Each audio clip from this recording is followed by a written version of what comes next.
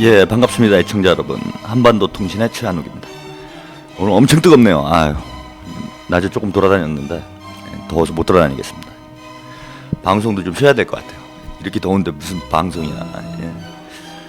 아유, 뭐 저는 백수라요. 오늘 정하나가 휴가 안 가세요 물어보시더라고요. 예, 휴가가 없어요. 365일 휴가입니다, 제가. 예, 일과 쉬는 것에 경계가 없습니다. 예, 그래서 뭐 특별히 휴가랄 것도 없고요. 휴가 해봐야 뭐 머리만 아픕니다, 저는. 예, 돈도 없기 때문에 휴가하면 또 개인이 어디 놀러 가야 되잖아요. 애들도 있고. 그래서 그냥 휴가 없는 상태로 살려고 그러는데, 아, 이거 뭐 올해는 휴가 좀 해야 되겠네. 너무 덥네 벌써부터. 예, 지금 장마철인데 장마철에 이렇게 더우면은, 야, 이거 뭐 7, 8월 되면은 정말 뜨거울 것 같습니다. 예. 아무튼 더운데 건강 유의하시고요. 더운 때일수록 이 체력 비축을 잘해야 돼요. 야구 선수들도 여름이 중요하다고 그러죠. 봄에 잘하다가도 여름에 체력이 떨어지면은 이렇게 그 곤두박질 치는 그런 야구팀 있더라고요. 예. 여름만 되면 떨어지는 팀이 있어요. 아니나 다를까 올해도 보니까 여름만 되면 떨어지는데, 이러면 안 됩니다. 올해 우리는 이제 그 야구 선수들은 이제 코리안 시리즈까지, 그죠? 예, 뭐 가을까지 야구를 잘해야 진짜 잘하는 거죠. 뭐 봄에 아무리 잘해도 가을 가서 이제 별 볼 일 없으면 아무것도 아닌데, 올해 이제 우리 국민들도 이제 지금 이 때가 아니에요. 지금 이 때가 아니고 올 12월까지 합니다. 우리 코리안 시리즈는 12월에 있죠. 12월 19일 대선 때 우리가 승부를 봐야 됩니다. 그럼 이제 여름에 체력을 잘 비축해서 지금부터 이제 달리기 시작해야 돼요. 승수를 쌓아야 됩니다. 지금부터. 우리가 봄엔 조금 저조했죠. 총선도 그렇고, 또 총선 이후에 뭐 진보당 문제나 뭐 아직도 뭐 이제 파장이 잦아들진 않고 있는데, 뭐 이제 오늘부터 진보당은 이제 선거를 하니까 뭐 선거 끝나고 나면 뭐 그래도 좀 어느 정도 정상화 되겠죠. 봄에 조금 우리가 성적이 안 좋았는데 지금부터는 치고 올라가야 돼요. 계속 이 상태로 가면은 이거 답이 안 나옵니다. 코리안 시리즈는커녕 근혜 씨 잔치판이 될 수가 있습니다. 예. 박근혜 씨 그 대선 슬로건을 정했더라고요. 예, 아주 막 소름이 끼쳤습니다. 예. 섬뜩하더라고요. 내가 꿈꾸는 나라? 뭐 그렇게 정했죠. 근데 맞나 그거? 예, 내가 꿈꾸는 나라인가? 뭐. 겁납니다. 예, 그녀가 꿈꾸는 나라가 오면은 우린 다 죽는 거예요. 국민들은 곡소리 나는 겁니다. 저쪽에선 벌써 이제 몸을 슬슬 풀기 시작하는데, 우리도 이제 좀 슬럼프를 빨리 극복을 하고 몸을 이제 슬슬 풀어야 될 때가 온 것 같아요. 본격적으로 이제 한번 달려야 될 때가 왔습니다. 오늘 한반도 통신은요, 지난주에 또 시끌시끌한 일이 있었죠. 범민련 남측본부 부의장이신 노수희 씨가 북한을 방북을 했다가 귀환을 했습니다. 그 이후에 또 보수와 또 진보 간에 이러저러한 충돌이 있는데요. 보수와 진보 남쪽에서 충돌하는 것도 문제지만은 이게 지금 남북 관계에 또 안 그래도 지금 폭발 직전에 와 있는데, 이게 이제 도화선이 되지 않을지 상당히 우려가 되고 있습니다. 그래서 노수희 부의장 귀환 이후에 지금 남북 관계 어떻게 될지 오늘 좀 살펴보도록 하겠습니다. 노래 한 곡 듣고요, 한반도 통신 오늘 본격적으로 시작하도록 하겠습니다. 오늘 첫 곡은요, 발칙한 청취자님, 뭐 거의 그 개근상, 뭐 이런 방송도 개근상이 있는지 모르겠는데, 개근상을 드려야 할 우리 열혈 애청자시죠. 오늘도 변함없이 첫 곡을 신청해 주셨습니다. 뜨거운 감자에 미안해 보내드리겠습니다.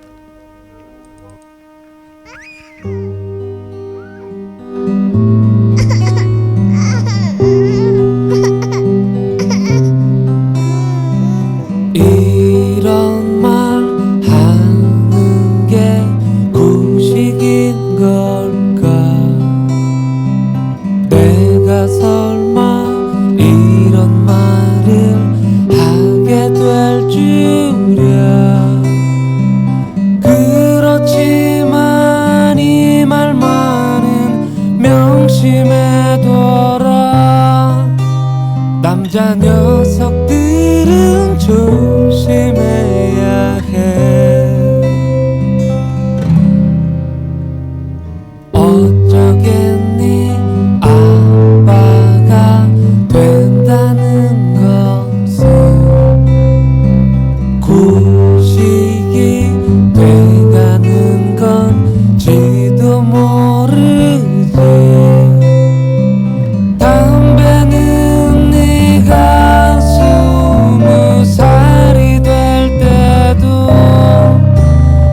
4,500원이면 비워라.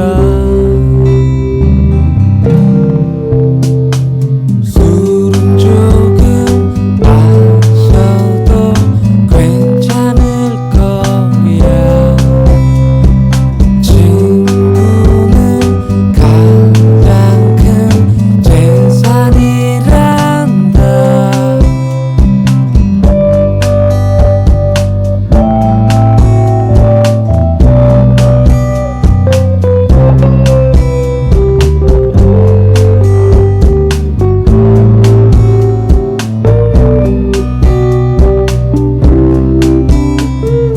돈이란 건 너에게도 중요할 거야. 그렇다고 집착하지는 마라. 사랑하는 우주야, 이런 말을 해서 미안하다. 이 세상이 그렇게 각박한 것만은 아니란다. 후회할 일 많았던 나처럼 살지는 않길 바래. 사랑하는 우주야, 이런 말을 해서 정말 미안.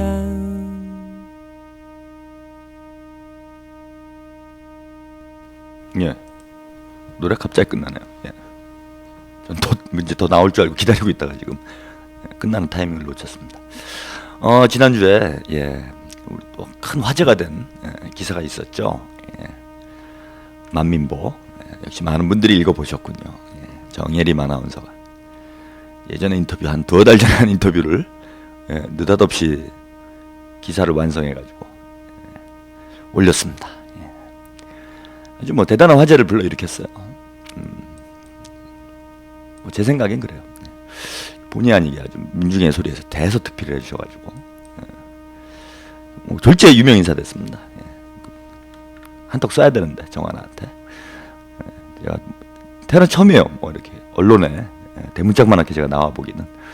언론에 태어나 처음은 아니군요. 언론에는 뭐 종종 나왔습니다. 주로 이제 사고 쳐서 나오는 거죠. 뭐.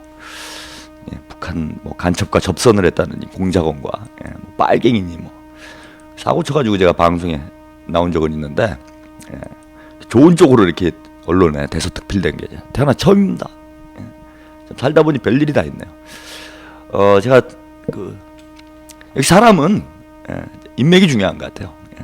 훌륭한 분을 잘 알고 훌륭한 분하고 가까이 지내니까 우리 정예림 아나운서 같이 훌륭한 분하고 가까이 지내니까 이게 이런 좋은 일이 있네. 맨날 천한 것들이랑 놀다가 요정이랑 노니까 갑자기 이게 사람 급이 달라지는 것 같아요. 고맙습니다. 그래서 저도 요정의 세계, 이게 뭐 무슨 세계예요? 하여튼 유명한 세계에 우리 요정님 덕분에 발을 딛게 됐습니다. 사실 좀 민망했어요.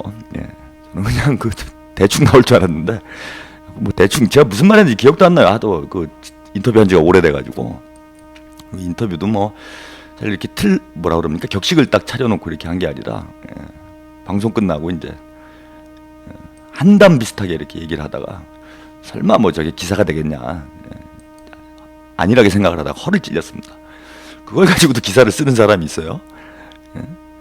하긴 또 제가 나름 저 언론인 뭐 지망생이었습니다. 신문방송학과를 나왔는데요. 어렸을 때 교수님 얘기가 생각이 나네요. 대학교 1, 2학년 때 이제 언론학 공부를 하는데 어떤 뉴스거리가 기사가 되는가 요거를 이제 쉽게 설명을 해주시려고 들었던 비유가 뭐였냐면 개가 사람을 무는 건 뉴스가 안 된다. 사람이 개를 물면 이제 뉴스가 된다. 그러니까 좀 특이한 일이 이제 뉴스가 된다는 거죠. 그러니까 뭐 저도 뭐 그런 거 비슷한 거 아니었나 이렇게 봐요. 개가 사람이 개를 문 뭐 거의 이런 것과 비슷해서 기사가 된 거 아닌가. 아무튼 뭐 특이해서 뭐 저런 인간이 다 있나. 제가 생각해도 저는 뭐 제가 잘 납득이 안 돼요. 저도 한 40년 살았지만 40년 어떻게 이러고 사나. 납득이 안 되는데 뭐 이렇게 저 사시는 분, 건실하게 사시는 분들이 보기에는 뭐 이건 좀 이상한 인간이죠. 이상한 거는 뉴스가 돼요. 아마 그런 차원에서 기사화를 해주시지 않았나 이렇게 생각을 합니다. 아무튼 덕분에 뭐 기분 좋았어요. 사람 뭐 유명해져서 기분 나쁠 건 없더라고. 조금 민망하긴 했지만은. 그러면서 이제 또 이런 생각도 했습니다. 좀 잘 살아야 되겠구나 앞으로. 그냥 잘 살든지 조용히 살든지 둘 중에 하나를 해야 되겠구나. 이제 기사를 이렇게 쭉 보니까요, 참 한심하구나 이런 생각 많이 했습니다. 인간이 한심하구나 나도. 뭐 20년 전이나 지금이나 사고 방식이나 행동 거지가 별 변화가 없습니다. 뭐 좋게 보면은 뭐 처지일관한 거지만 좀 나쁘게 얘기하면 철딱선이 없는 거죠. 근데 그냥 그렇게 살려고요. 제가 뭐 유명해져서 뭐 하겠습니까? 그냥 제 편한 대로 사는 거지 철딱선이 없이. 그래서 뭐 행동 대장을 하든지, 뭐 뭘 하든지 실천 대장을 하든지, 제가 그냥 내키는 대로 앞으로도 초지일관 쭉. 그래서 20년 뒤에도 뭐 만민보가 있을런지 모르겠는데 20년 뒤에 이제 정하나 한 번 더 인터뷰해 주세요. 60살 됐을 때 그는 왜 아직도 행동 대장을 하고 있는가? 이런 주제로 해가지고 60 먹고도 저러고 있는가? 그럼 아마 거의 제가 볼 때는 큰 변화는 없을 거예요. 제가 60살 때도 똑같은 말을 하고 있을 겁니다. 뭐 그렇게 되면 저는 뭐 개인적으로 잘 사는 거다 이렇게 그런 가치관을 가지고 있습니다. 인생관을. 남들이 보기에 뭐 철이 없고 한심하다 생각할런지 모르겠지만은 그때 되면 50대가 되나요? 정혜림 아나운서가. 이야, 그렇게 안 봤는데 하긴 또 뭐 몇 달 뒤면 30대가 되는데 그럼 인생 끝난 거죠 뭐. 요 정도 얘기하고 본격적으로 시작을 하도록 하겠습니다. 먼저 주간 한반도 소식부터 좀 전해드려 볼까요? 지난주에 뭐 이래저래 또 소식거리가 많네요. 오늘 뭐 첫 번째 소식부터 전해드리죠. 범민련 남측본부 노수희 부의장 판문점을 통해서 귀환을 했습니다. 그리고 뭐 체포가 됐죠. 다 예상했던 일이었지만은 지난주에 판문점 군사 분계선을 넘어서 노수희 부의장이 다시 귀환을 했습니다. 그 통일부 연락관인 신병을 인수해서요. 한미연합사에 참 이런 뭐 예전에 임수경 씨 지금 국회의원 되셨죠? 임수경 씨 방북해서 한번 시끄러웠을 때가 있었는데 뭐 그런 적도 있고 뭐 방북 인사들이 뭐 많았습니다. 최근 년에는 뭐 노수희 부의장님 그 이전에는 이제 한상열 진보연대 상임고문이셨죠? 방북을 하셨다가 지금 이제 옥고를 치르고 계신데 이제 또 판문점을 통해서 이렇게 귀환을 하셨고 황선 진보 통합진보당의 비례대표였죠. 비례대표였다가 이번에 제명이 된 황선 씨도 그 방북을 했었죠. 90년대 말에 방북을 했다가 또 판문점을 통해서 이제 귀환을 했는데 이게 좀 씁쓸한 게 뭐냐면요, 그죠? 이 입경 절차를 한미연합사에서 이제 입경 절차를 거쳐서 공안 당국에 이제 인계가 되는데 미군이 우리 땅인데 뭐 이게 뭐 이제 합법적이냐 불법이냐 이런 거 떠나서 미군이 신병을 이런 절차를 그러니까 미군의 허락받고 돌아오는 거예요. 좀 그게 참 씁쓸하더라고요. 이렇게 분단의 장벽을 넘어서 통일의 가교가 되기 위해 방북했던 분들을 이렇게 뭐 감옥에 가두는 것도 가슴 아프지만은 그걸 왜 남의 나라 사람이 와가지고 신병을 인계를 하는지 그런 거 보면 좀 씁쓸했습니다. 그 이제 재밌는 그 언론 보도 사진을 봤는데요. 이제 그 공안 당국이 이제 압송하는 노수희 부의장은 이제 압송하는 이런 사진이 언론에 많이 이제 공개가 됐는데 수갑을 채우고 포승줄까지 묶어가지고 압송을 하더라고요. 근데 제가 기억하건데 제가 뭐 이제 감옥에 전문가 아니겠습니까? 감옥을 이제 내 집처럼 이렇게 드나들다 보니까 뭐 이런 이제 또 뭡니까 이게 사법부나 공안계통 뭐 이런 거에 대해서 잘 아는데 경험이 좀 있으니까요. 그 보통 경찰이나 국정원에서 이제 이렇게 신병을 확보할 때, 그러니까 체포하는 거죠. 체포할 때 포승줄을 사용하지 않습니다. 그 이제 수갑을 차게 돼요. 네, 저도 한 번은 이제 뭐 보안수사대에 체포가 됐고, 한 번은 국가정보원에 이제 체포가 돼가지고 이렇게 압송이 돼서 보통 이제 차에다 이렇게 실습니다. 차에다 실어가지고 양옆에 이제 경관들이 자리를 하고 이제 가운데 앉아서 이렇게 들어가는데, 보통 이제 수갑을 해요.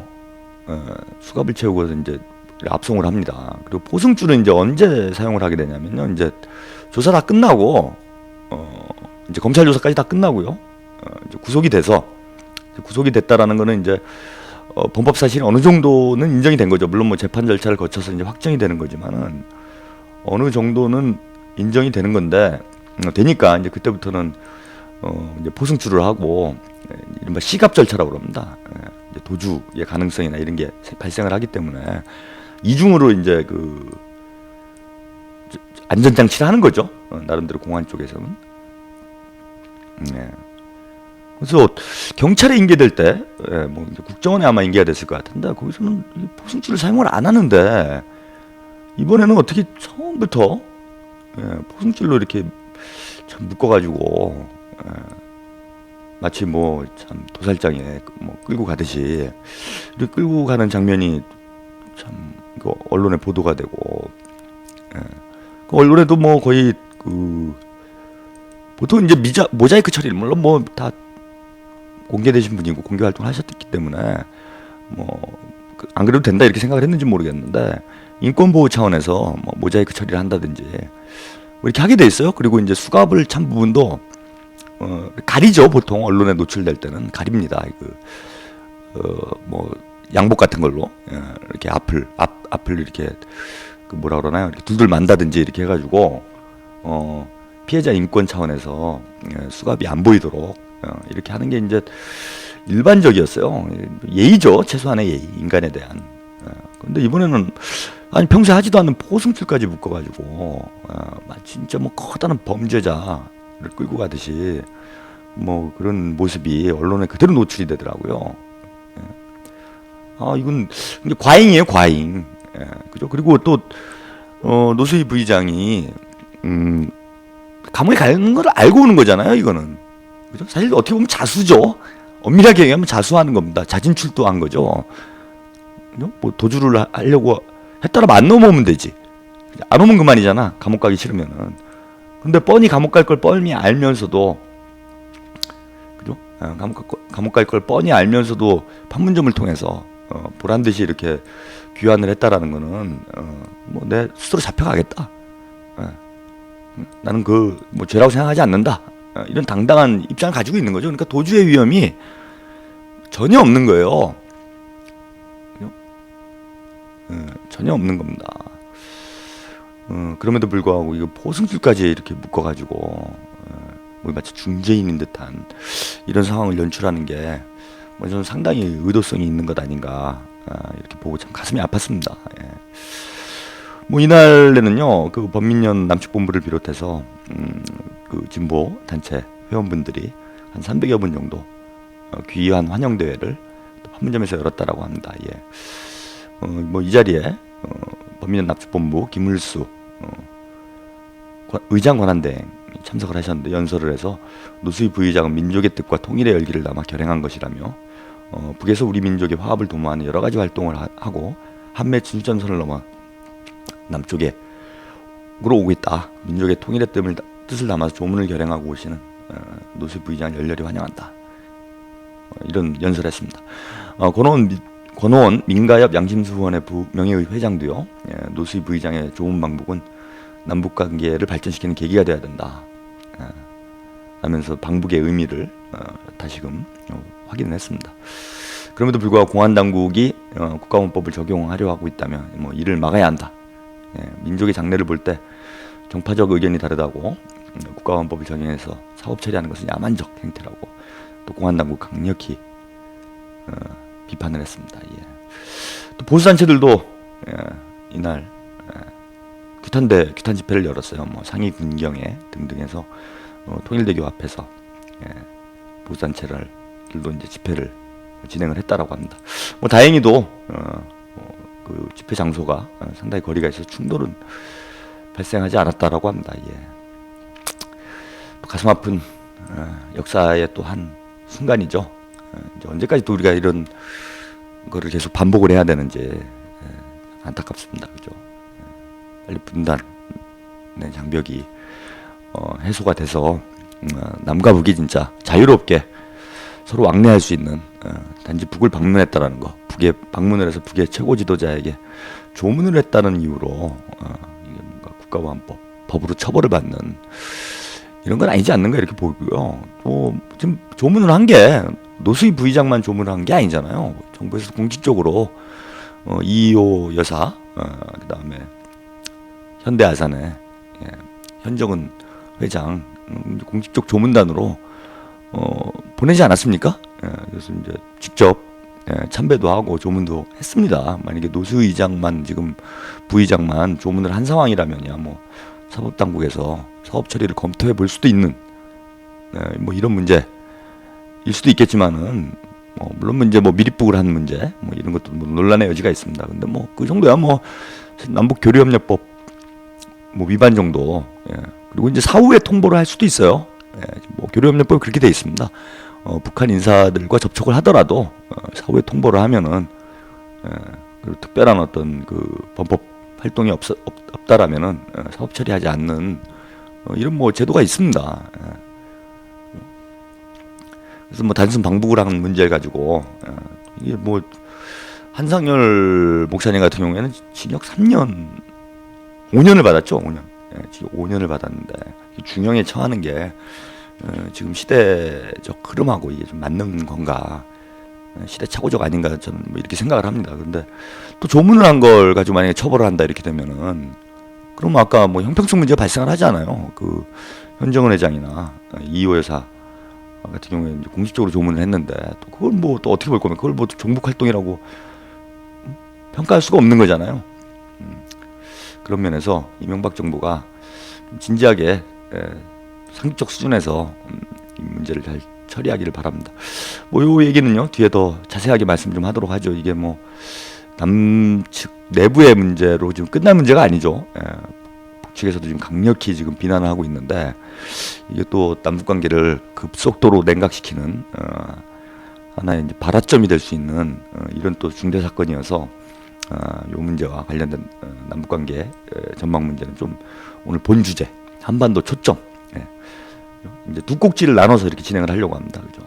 주간 한반도 소식과 주간 한반도 초점. 그래서 한반도 소식 중에 좀 비중이 있는 분석이 좀 필요한 이러한 이슈들은 2부에 여러분들 자세히 보내드리도록 하겠습니다.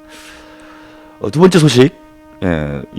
지난주에는요 김정은 지난주 이번 주 오늘까지 해서 김정은 제1위원장 현지도 소식이 좀 많이 들어와 있는데 주목해야 될 소식들이 몇 가지가 있습니다. 그와 관련해서 이야기 전해드리죠. 두 번째 소식은요.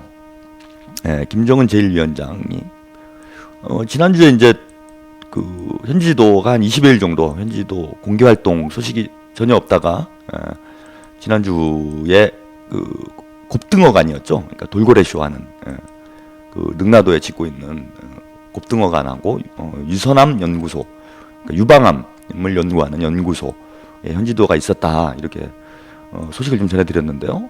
바로 공개 활동이 재개되자마자 지금 이 공개 활동이 좀 활발해지고 있습니다. 평양 항공역사 사업을 현지 지도했다라고 합니다. 평양 항공역사 우리는 이제 항공역 공항이라고 그러죠. 공항 그러니까 비행기를 이제 배에 비유하는 거예요. 근데 항공역이라고 역으로 비유를 하네요. 북에서는 전에도 이런 표현을 좀 썼는지 모르겠는데 항공역사 현지지도가 있었다라고 합니다.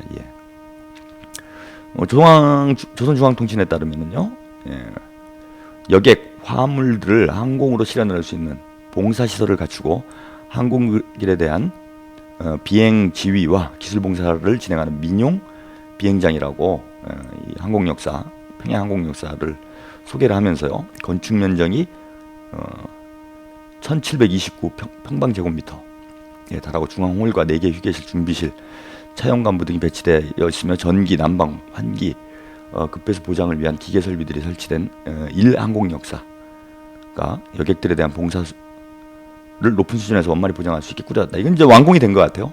예. 그러니까 이게 예전에 그 김대중 전 대통령께서 그 1차 정상회담 때 뭐 방문을 그 공항에서 이제 비행기를 타고 전용기를 타시고 내리셔서 김정일 국방위원장을 처음 조우하던 그 공항을 얘기하는 거예요. 우리가 보통 평양 순안공항이라고 그러죠. 예. 그게 이름이 바뀐 건지 아니면 남측에서만 평양 순안공항이라고 불렀던 건지 이제 잘 모르겠습니다. 근데 아무튼 평양 그 항공역이라는 곳이 바로 그곳을 얘기하는 거고요. 거기에 있었던 역사, 과거에 보면 좀 작죠. 예. 그 한 나라를 대표하는 공항치고는 규모가 좀 작다. 그리고 좀 낙후했다.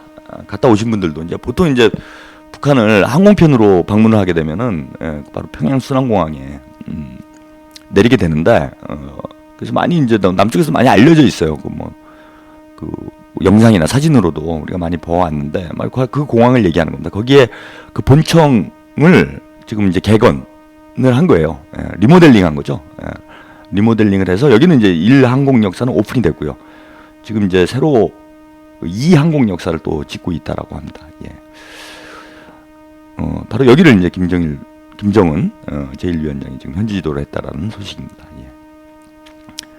김정은 위원장은요, 조선중앙통신에 따르면요, 평양 상공에 이른 여객들이 먼저 보게 되는 것이 항공 역사 주변이고 도착하면 항공 역사를 이용해야 되는 것만큼 잡돌이를 단단히 하고 항공 역사를 잘 건설해야 된다라고 지적을 하면서 항공 역사 건설과 함께 항공력이 자리 잡고 있는 순안지구, 그러니까 평양 순안공항이라고 말씀드렸죠. 그 순안지구를 위성도시로서 면모를 갖춘 수도 평양의 관문 얼굴답게 꾸려야 한다라고 강조를 했다라고 합니다. 그러면서 그 김정은 제1위원장이요, 김일성 주석과 김정일 국방위원장이 이용했던 535 사적 비행기를 돌아봤다라고 합니다. 이 비행기는요, 그러니까 북한에서는 김일성 주석이나 김정일 국방위원장이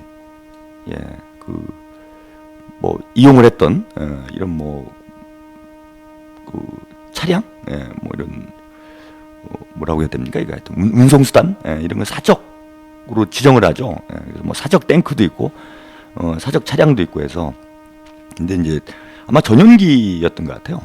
전용기. 였는데 이 전용기가 1958년도 9월달에 당시 소련 당과 정부에서 김일성 주석에게 선물했던 그런 비행기라고 합니다. 이 비행기를 이제 김일성 주석과 김정일 국방위원장이 여러 차례 걸쳐서 이용을 했다라고 하고요. 이게 나중에 아마 그 민간 항공기로 또 사용을 했던 것 같아요. 그러니까 계속 그 전용기로 사용을 했던 게 아니라 이 비행기를 이제 그 민간 항공기로 이렇게 사용을 했던 모양입니다. 그래가지고 그 민간 항공기로 사용을 했으면 아무래도 내부 시설이나 이런 걸 좀 바꿨겠죠. 바꿨는데 그걸 다시 이제 그 원형을 원상복구를 해가지고 이제 사적 비행기로 이제 퇴역을 이미 한 비행기니까요. 원래 있었던 모습으로 다시 개조를 해서 이렇게 전시를 해라. 이런 내용의 현지 지도 내용도 있었다고 합니다. 세 번째 소식도 역시 김정은 제1위원장 관련된 소식인데요. 모랑봉 악단 시범 공연을 관람했다라고 하네요. 7월 6일이었는데요. 새로 조직된 모랑봉 악단,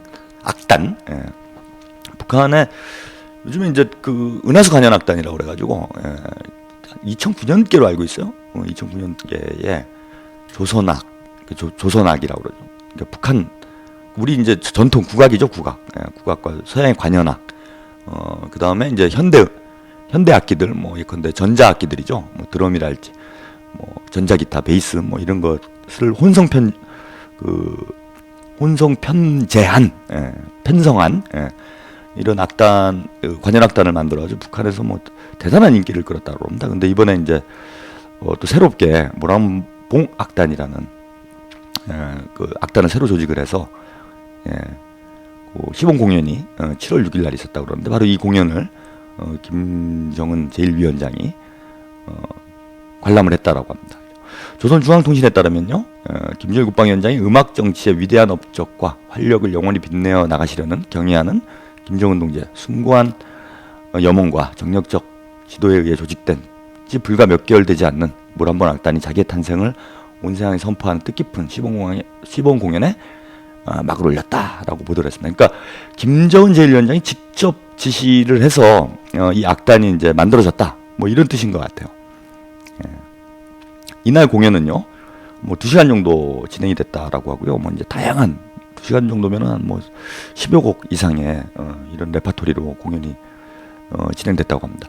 김정은 제1위원장의 평가 이야기들을 조선중앙통신이 전했는데요.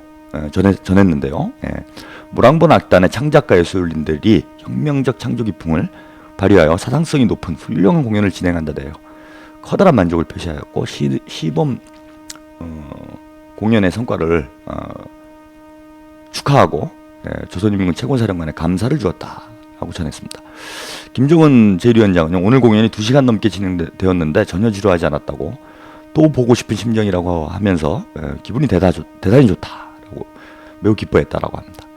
우리 청년들을 비롯한 인민들이 모랑본 악단의 공연을 보면 무척 좋아할 것이라고, 출연자들과 호흡도 잘 맞출 것이라고 하면서 전승절에 지금 공연을 진행할 때 대한 지시를 주었다고 합니다. 전승절이라고 하면요, 7.27 행사를 얘기하는 거죠.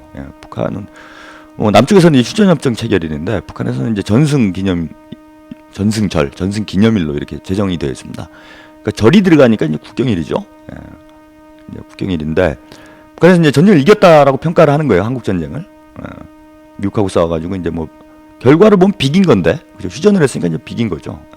미국하고 세계 최강이라고 하는 미국하고 전쟁을 해서 비겼으니까 북한의 입장에서 볼 때는 이제 이겼다 이렇게 평가를 하는 것 같습니다. 그래서 7.27을 전승절로 이렇게 정해서 아주 의미 있게 이렇게 뭐 행사도 하고 그러는데, 이제 아마 그때를 대비해서 요 행사를 좀 준비를 했던 것 같아요. 이 모란봉 악단을 좀 조직을 한 것 같습니다. 근데 제가 지난주에 뭐 방송을 하면서 그런 말씀 좀 드렸죠. 북한이 이번 7.27을 뭔가 좀 비중 있게 생각하는 것 같다. 이번 7.27 때 뭔가 의미를 두고 있고, 그래서 많이 지금 여러 가지 건축물들을 새롭게 지금 막 짓고 있는데, 대부분 7월에 완공할 것을 김정은 위원장이 많이 강조를 하고 있다. 이런 말씀 제가 지난주에 드렸던 걸 기억하시는 분들이 있을 거예요. 그래서 뭐 7월에 지금 뭔가 중대한 이런 변화가 있을 수도 있는 거 아니냐, 이런 말씀 좀 드렸는데 그런 것 같아요. 지금 모란봉 악단도 7.27에 뭔가 이제 공연을 크게 하기 위해서 미리 지금 조직을 이렇게 했던 것 같고, 아마 요 7.27 전후로 해서 공연을 좀 크게 할 것 같습니다. 이날 시범 공연에는요, 최룡해, 장성택, 김기남, 현철애, 김양건, 김영일, 김평애, 김부일, 김명국, 김영철, 조경철 등 문학예술 출판보도 예술교육기관의 일꾼들과 창작가, 예술인들, 작가, 기자들이 함께 보았다라고 통신전했습니다. 지금 제가 한 사람 한 사람 이름을 이렇게 쭉 불러드렸는데요. 뭐 북의 지금 당과 국가의 주요 인사들이 뭐 대거 참여를 한 걸로 봐서는 이 공연에 북한 지도부에서는 상당한 의미를 좀 부여하고 있는 것 아닌가 이렇게 보이고요. 제가 이게 사진을 좀 봤어요. 사진하고 이때 공연한 이제 레파토리들을 언론 기사로 제가 좀 확인을 해봤습니다. 근데 상당히 저도 깜짝 놀랐어요. 이게 지금 보니까 악단, 모란봉 관현 악단, 왕재산 옛날에 악단 이런 게 있었죠. 근데 악단 그러니까 이제 우리 느낌에는 예전에 동춘 서커스단 이런 느낌이죠. 왠지 우리말로 뭔가 이런 예술 활동을 하면은 그런 좀 선입견이 있잖아요. 촌스러운 듯한 이런 선입견이 있어갖고 악단 그러니까 이게 뭔가 좀 옛날 느낌을 이렇게 주는데 그렇지가 않습니다. 공연 장면 제가 사진들을 이렇게 쭉 봤는데 이게 보니까 여성들로 좀 구성이 돼 있어요. 여성들로 구성이 돼가지고 전자음악과 이제 클래식 악기들, 근데 피아노랄지 바이올린할지 첼로랄지 이런 현대 악기들과 키보드, 전자기타, 그리고 드럼, 베이스 등의 이런 전자악기들을 혼성 편제했어요. 요즘 서방에서도 이런 형태의 예술이 지금 크로스오버라고 그러나요? 그러니까 좀 장르를 좀 초월해서 이렇게 이런 혼성으로 편제하는 거, 좀 하이브리드 한다 뭐 이런 얘기 하는데 이렇게 혼성 편지하는 크로스오버한 이런 음악들이 상당히 그 인기를 끌고 있는데 지금 아마 그런 것과 좀 유사한 것 같아요. 그 여성들로 뭐 저는 여성입니다. 이 악단의 그 연주자들이 그리고 뭐 가수들도 이렇게 참여를 하고 이러는데 대부분 이제 여성들로 이렇게 구성이 돼 있는데 이런 아주 좀 현대적인 이런 형태의 악단이다. 이걸 보면서 좀 깜짝 놀랐고요. 두 번째 놀란 거는 이제 음악은 제가 뭐 못 들어봐가지고 뭐 정확히 어떤 음악들을 했는지는 모르겠는데 일단 의상에 깜짝 놀랐어요. 의상에 깜짝 놀란 이유는 뭐냐면 이런 드레스죠. 서구식 이런 드레스들을 어쩌고 북한 좀 이 사회주의 국가고 또 사회주의 국가다 그러면은 좀 이렇게 화려한 뭐 이런 거를 많이 추구를 하지는 않잖아요. 문화적 분위기가 또 과거에 우리가 또 북한 봤던 북한의 어떤 예술 공연이나 이런 걸 보면은 조금 전통적인 이런 인상을 주는 이런 느낌의 어떤 의상을 많이 입는다든지 뭐 한복을 입는다든지 물론 뭐 이제 한복을 입고 나와서 노래를 부르고 뭐 이런 분들도 있었어요. 그런데 대부분 이제 드레스를 입고 나와가지고 서구식 그래서 뭐 어깨가 이제 훤히 드러나는 이런 드레스를 아주 화려한 색깔의 것도 뭐 보라색이랄지 막 이런 드레스들을 입고 나와서 공연을 하더라고요. 그래서 이게 제가 좀 잘못 봤나 그랬어요. 처음에는 이 사진이 중국이나 무슨 어디 서유럽 일단 우리 아시아 사람들이니까 서유럽은 아니겠군요. 뭐 하여튼 자본주의 국가의 어떤 뭐 예술인들 공연하는 듯한 야 이건 뭐 그죠? 어깨가 환히 들어가는 이런 옷을 입고 드레스를 입고 공연을 하는 이거 좀 신기했고요.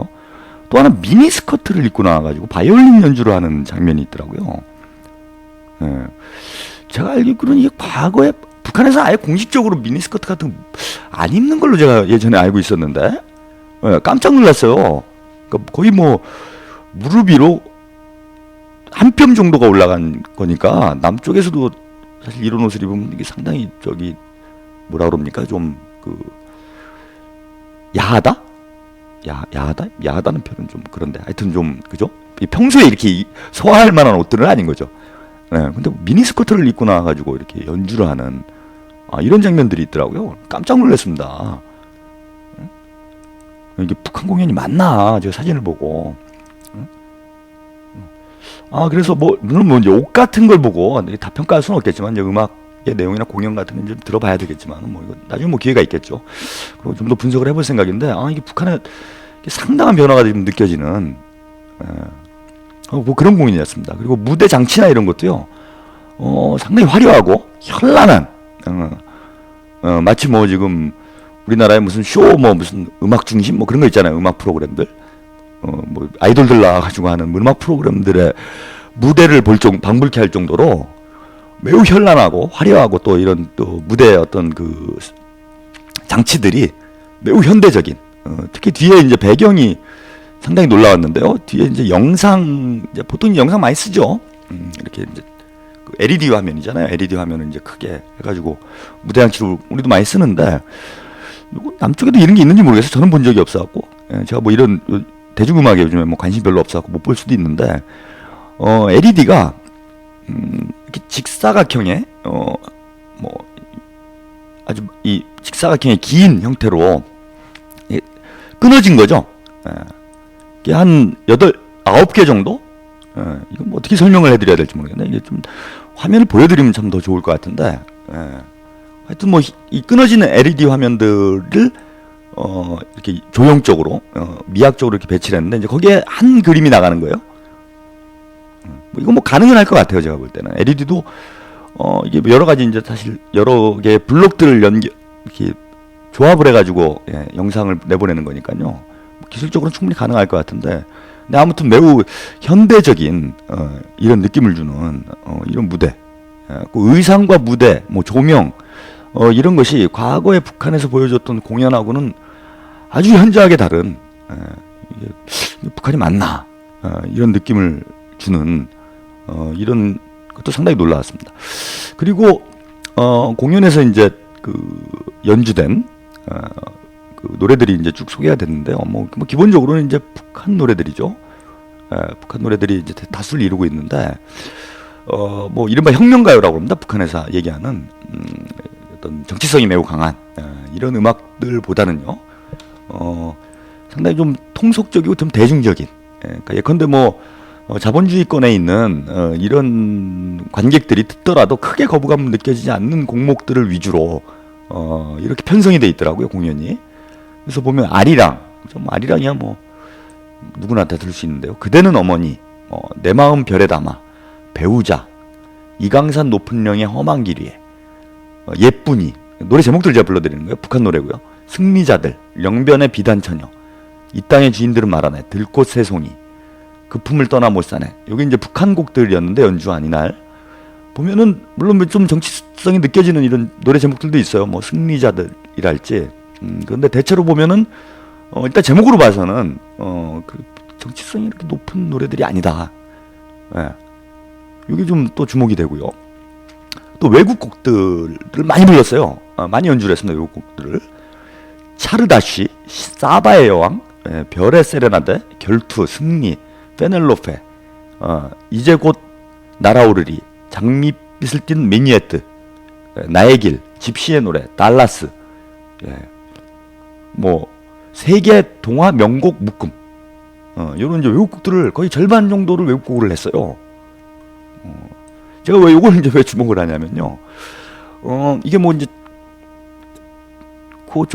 그 요즘에 이제 김정은 뭐 제1위원장이 많이 강조하는 건데, 이제 세계적 수준으로 세계를 지향해야 된다, 세계로 나가야 된다, 이런 이제 이야기들을 많이 하는데, 이날 음악에 대한 평가도 그랬어요. 세계에 뭐 내놔도 손색이 없는 이런 훌륭한 공연이었다 라는 평가를 김정은 제1위원장이 이제 직접 했는데, 보시면은 그죠? 외국의 공연을 상당히 지금 그 염두에 두고 이런 좀 조직한 악단이 아닌가. 예전에 뭐 왕재산 악단도 제가 뭐 그렇다고 들었는데, 이제 서방 진영과의 어떤 그 교류, 이런 걸 염두에 둬서 이제 아무래도 이제 북한 대중문화라는 것이 상당히 이제 정치성이 높고, 뭐 음악이 좋아도 이제 가사 같은 부분들이 이제 아직 많이 생경하기 때문에 사실 서방 사회에 있는 관객들이 듣기에 좀 거부감이 일정하게 있죠. 특히 뭐 이제 남쪽 사람들이 듣기에도 상당히 거부감이 있는데, 뭐 서구 사람들은 좀 더하리라고 보는데, 그런 걸 좀 염두에 둔 게 아닌가 이렇게 봐요. 그런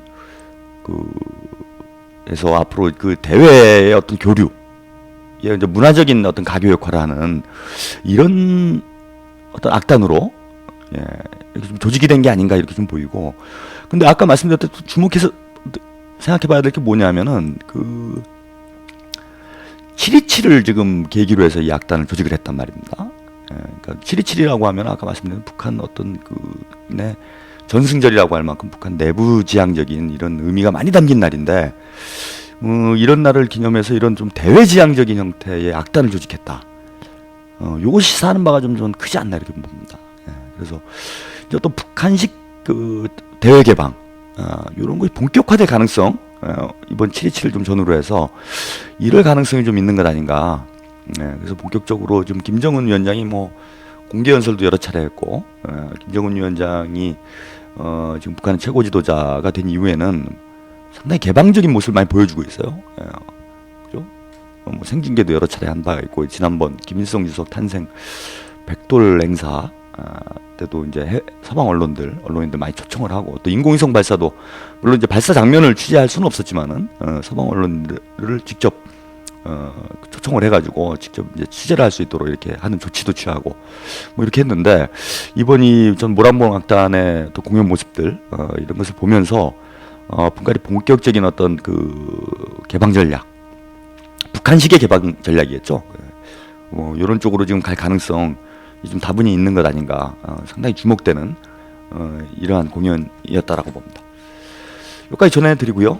노래 한 곡 듣고 이야기를 이어가도록 하죠.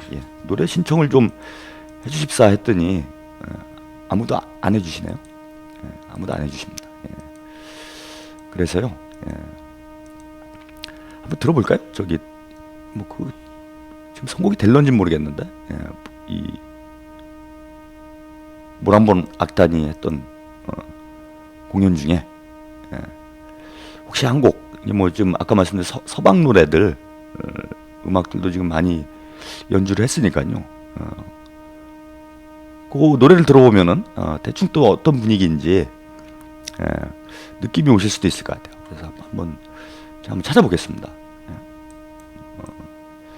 근데 또 이게 북한식 표현이라 뭐 그런 노래가 있는지 모르겠는데 있을 만한 곡을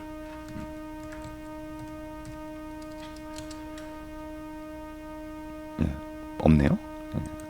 하나만 더 찾아보고 있으면 하나 보내드리도록 하겠습니다. 미리 좀 신청을 해주셨으면 제가 있네요. 이 집시의 노래는 아주 유명한 곡이군요. 근데 이 노래인지 모르겠어요. 예, 이 노래인지 모르겠는데 카르멘, 비제 카르멘이죠. 유명한 곡입니다. 그죠? 오페라 카르멘의 집시의 노래. 아마 이게 맞을 것 같아요. 그죠? 이 노래 북한에서 이런 걸 연주했다는데 어떤 노래인지 오늘 한번 들어보도록 하겠습니다.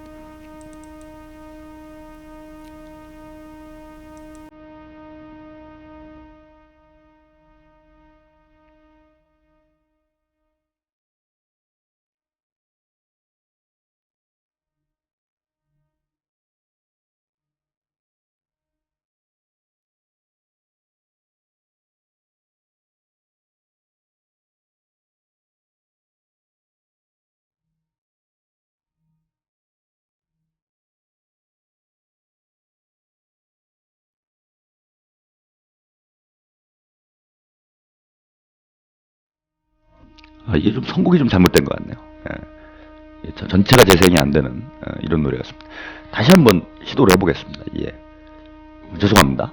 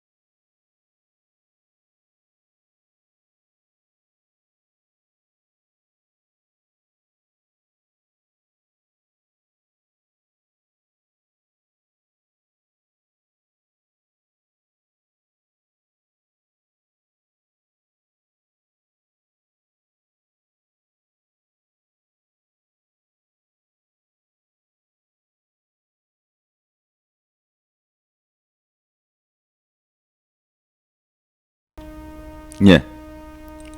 BJ 칼맨 중에서 집시의 노래 마리아 칼라스라는 유명한 성악가죠. 노래로 들어봤습니다. 그러니까 이런 걸 했다는 거예요. 그죠? 그러니까 북한이라고 해서 외국 노래, 외국 음악을 안 하는 건 전혀 아닙니다. 외국 클래식도 하고 그러긴 하는데 조금 이제 뭐 예컨대 정치성 나름대로 북한에서 평가하기에 어떤 뭐 사상성이라고 그러죠. 그런 게 있는 곡들 뭐 이제 보통 하고 그러다 보니까 이제 뭐 러시아 쪽이나 이런 쪽 음악들 많이 하는 걸로 알고 있어요. 근데 제가 이번에 이제 주목해서 보는 게 바로 그런 거죠. 그 다양한 지금 외국 곡들을 또 외국 곡들이 간혹 몇 곡 정도 이렇게 이제 특히 외국인들 상대로 하는 공연들 이런 경우에 그러니까 호응을 좀 이끌어내기 위해서 외국 곡들을 한두 곡 정도 이렇게 섞어서 하는 적은 있는데 거의 뭐 절반 가까이 정도가 이렇게 외국 곡을 연주하는 이런 공연은 저는 처음 본 것 같아요. 또 있었는지 모르겠어요. 제가 북한에 가본 게 아니기 때문에 북한에서 우리가 생각하는 거하고 북한의 어떤 분위기가 사실 외부에서 보는 북한에 대한 시각이 좀 왜곡된 부분이 많이 있잖아요. 뭐 저도 뭐 나름 북한에 대해서 연구를 한다라고는 하지만은 뭐 제가 아는 게 다 뭐 장님 이게 문고리 잡히시 코끼리 만지기신 거죠. 장님이 뭐 이러저러한 단편적 정보들 뭐 어쨌거나 간에 또 이게 서방 언론이나 우리 언론을 통해서 뭐 한두 차례 또 걸러진 이런 이야기들을 가지고 조합을 해서 지금 제가 뭐 말씀을 좀 드리는 거라 실제 북한의 모습과는 뭐 거리가 있을 수는 있지만은 근데 뭐 제가 지금까지 통일운동을 하면서 본 모습들은 하고는 지금 분명히 거리가 있는 상황인 건 분명히 맞는 것 같아요. 아까 뭐 무대 미술이나 그다음에 출연진들의 어떤 의상, 선곡, 그다음에 뭐 조명이랄지 뭐 이런 게 깜짝 놀랄 수준입니다. 그러니까 뭐 그 미니스커트 입은 건 처음 본 것 같아요. 다른 뭐 드레스 정도는 제가 그 은하수 관현악단 공연이나 이런 데서 그런 정도는 좀 본 적이 있어요. 근데 그때만 해도 사실 남쪽에서 다들 야 이거 파격적이다 이런 얘기들을 많이 했는데 이번에 이 하여튼 모란봉 악단이 여성으로만 지금 구성된 악단인데 입고 있는 의상들을 보면은 사실 깜짝 놀랄 수준입니다. 제가 볼 때는. 그렇다고 뭐 대단히 이상한 건 아니에요. 북한이란 나라의 그동안 어떤 모습과는 좀 거리가 있다라는 거죠. 뭐 이거 자본주의 사회에서 보면 뭐 얌전한 옷이죠. 거의 뭐 정장 수준인데 뭐 얌전한 옷들인데 북한의 그동안의 어떤 문화의 모습 이런 거하고는 분명히 차이가 있는 거는 사실이고 특히 미니스커트가 등장한 거는 저는 하여튼 뭐 이건 깜짝 놀랐어요. 상상 못했습니다. 흥미로운 일입니다. 앞으로 북한에 이제 뭐 상당한 어떤 변화가 저는 예상이 된다. 뭐 근본적으로 뭐 북한이 변화하는 건 아니겠죠. 근데 보다 이제 서구 사회와 본격적으로 교류하기 위한, 교감하기 위한 이런 노력들이 김정은 시대에 이제 본격화되는 것 아닌가. 그래서 어떤 자기식의 어떤 개방 이런 쪽으로 이제 북한식의 개방. 여기 이제 중국이나 이제 러시아하고는 좀 다른 양상을 띌 거라고 봅니다. 서구하고도 나름대로 교류를 하면서 자신들의 어떤 문화적인 어떤 독특함, 주체성 이런 것들을 유지하는 방향으로 갈 것이다. 뭐 근본적으로 서구화되는 양상으로 가지는 않을 거다 이렇게 뭐 예상을 하지만은 근데 뭐 언제까지 이제 북한이 최근 김정은 위원장이 최고 지도자가 된 이후에 보여주는 여러 가지 파격적인 이런 모습들을 보면은 북한의 뭐 우리가 이전에 보던 북한과는 좀 다른 이런 모습들을 앞으로 많이 보게 되지 않을까 이렇게 기대가 되고요. 이것이 뭐 남북 사이에 어떤 그 거리감을 좁히는데도 뭐 나쁘지 않을 거라고 봅니다. 그런 문화적, 정서적 이런 차이도 남북 사이에 상당한 거리감을 만드는 요소 중에 하나였다고 보는데 북한이 뭐 이런 어떤 변화된 모습들을 보여주게 되면 우리가 조금 더 가까이 우리 이제 국민들 입장에서 조금 더 가까이 하게 되는 근데 좀 기여가 되지 않을까 이렇게 보이고요. 이런 악단을 조직하는 걸 보면서 남북 관계도 좀 좋아질래나요? 뭐 남쪽에도 올 것 같아요. 느낌. 그래서 빨리 좀 저기 선거가 끝나고 정권이 좀 바뀌면은 물론 뭐 박근혜 시대면은 뭐 국물도 없겠죠. 없겠지만은 좀 진보 민주 진영이 집권을 하게 되면은 북한의 이런 변모된 모습들을 우리가 또 직접 느낄 수 있는 기회도 오지 않을까 이렇게 봅니다. 다음 소식을 좀 전해드리죠. 또 김정은 제1위원장 관련된 소식이네요. 7월 8일이 김일성 주석이 이제 사망한 날이죠. 18주기가 됩니다. 벌써 94년도였죠. 94년 7월 8일에 갑작스럽게 사망을 하면서 이때 또 정상회담을 앞두고 있었어요. 당시 김영삼 전 대통령과 정상회담을 합의를 하고 곧 정상회담이 열릴 시점이었는데 참 많은 국민들이 기대를 했죠.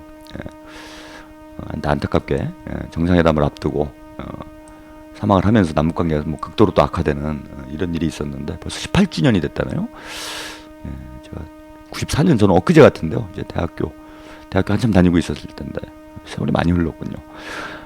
김일성 주석 18주기를 맞아서 김정은 국방위원회 제1위원장이 8일 0시에 금수산 태양궁전, 요 개칭이 됐죠. 금수산 궁전. 과거에는 이렇게 얘기를 했는데 표현을 이번에 금수산 태양궁전으로 이렇게 명칭을 바꿨습니다. 그 금수산 궁전은 김일성 주석이 안치돼 있었고요. 이번에 이제 김정일 국방위원장도 안치가 됐죠. 그러면서 명칭을 금수산 태양궁전으로 이렇게 개칭을 했습니다. 이 자리에 참배를 했다라고 그러네요.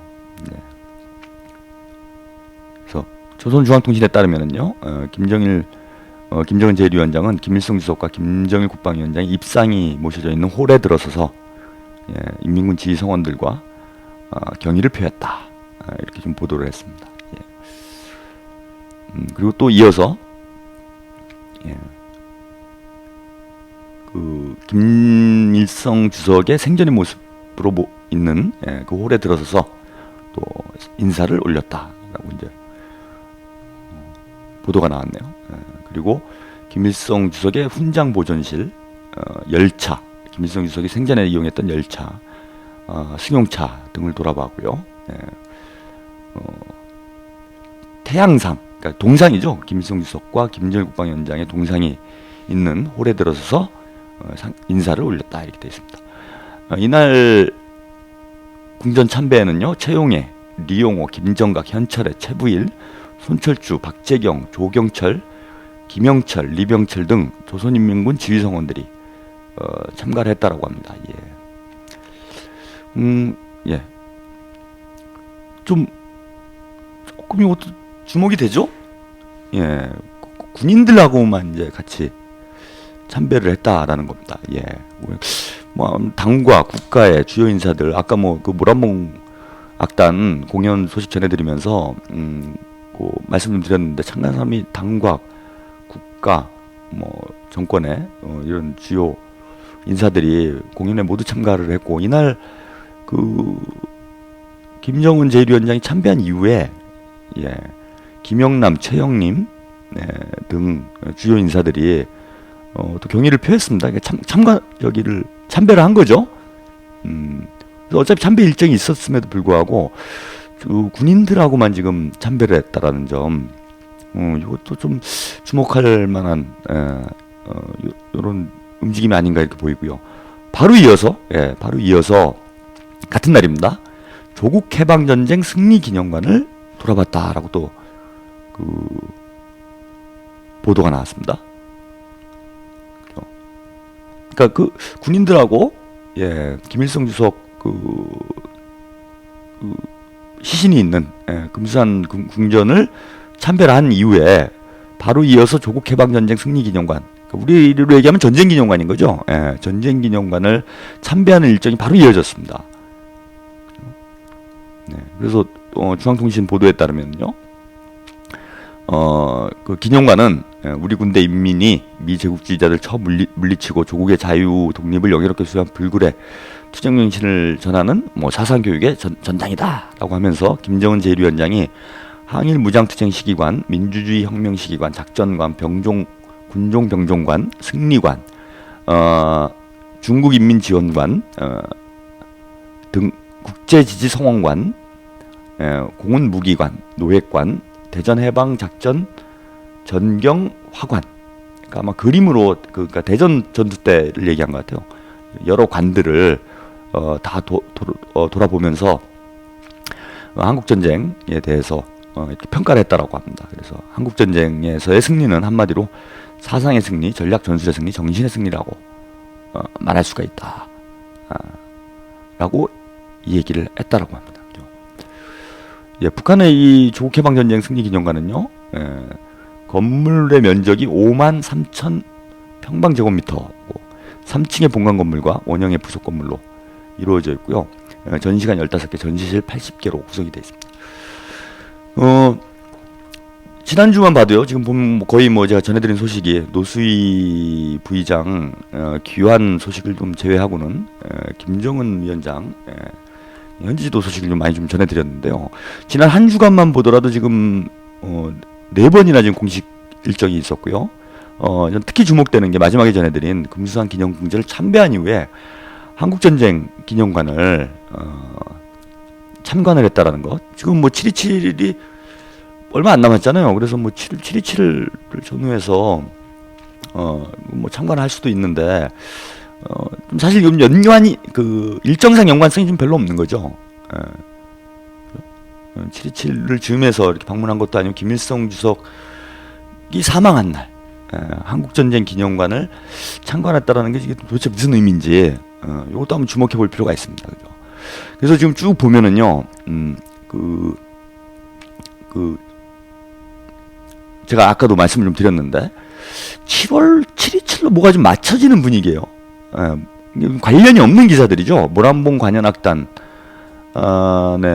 이 공연, 시범 공연은 금수산 기념구정 참배나 또 한국 전쟁기념관 참배나 시찰이나 이런 것과 좀 다 관련이 없는 일정들인데 하나 딱 관련성이 있는 게 뭐냐? 다 7월 7.27로 뭔가 맞춰지고 있다라는 거예요. 그래서 모란봉 악단의 시범 공연, 그러니까 이건 본 공연이 아니죠. 본격적으로 공연하는 것도 7.27를 전후한 이런 일정이고, 금수산 궁전을 참배한 이후에 7.27은 북한에서는 그러니까 한국 전쟁을 김일성 주석의 업적 중에 가장 중요한 업적 중에 하나로 이렇게 평가를 하고 있는데, 김일성 주석이 사망한 날 이 전쟁기념관을 방문해서 시찰을 했다.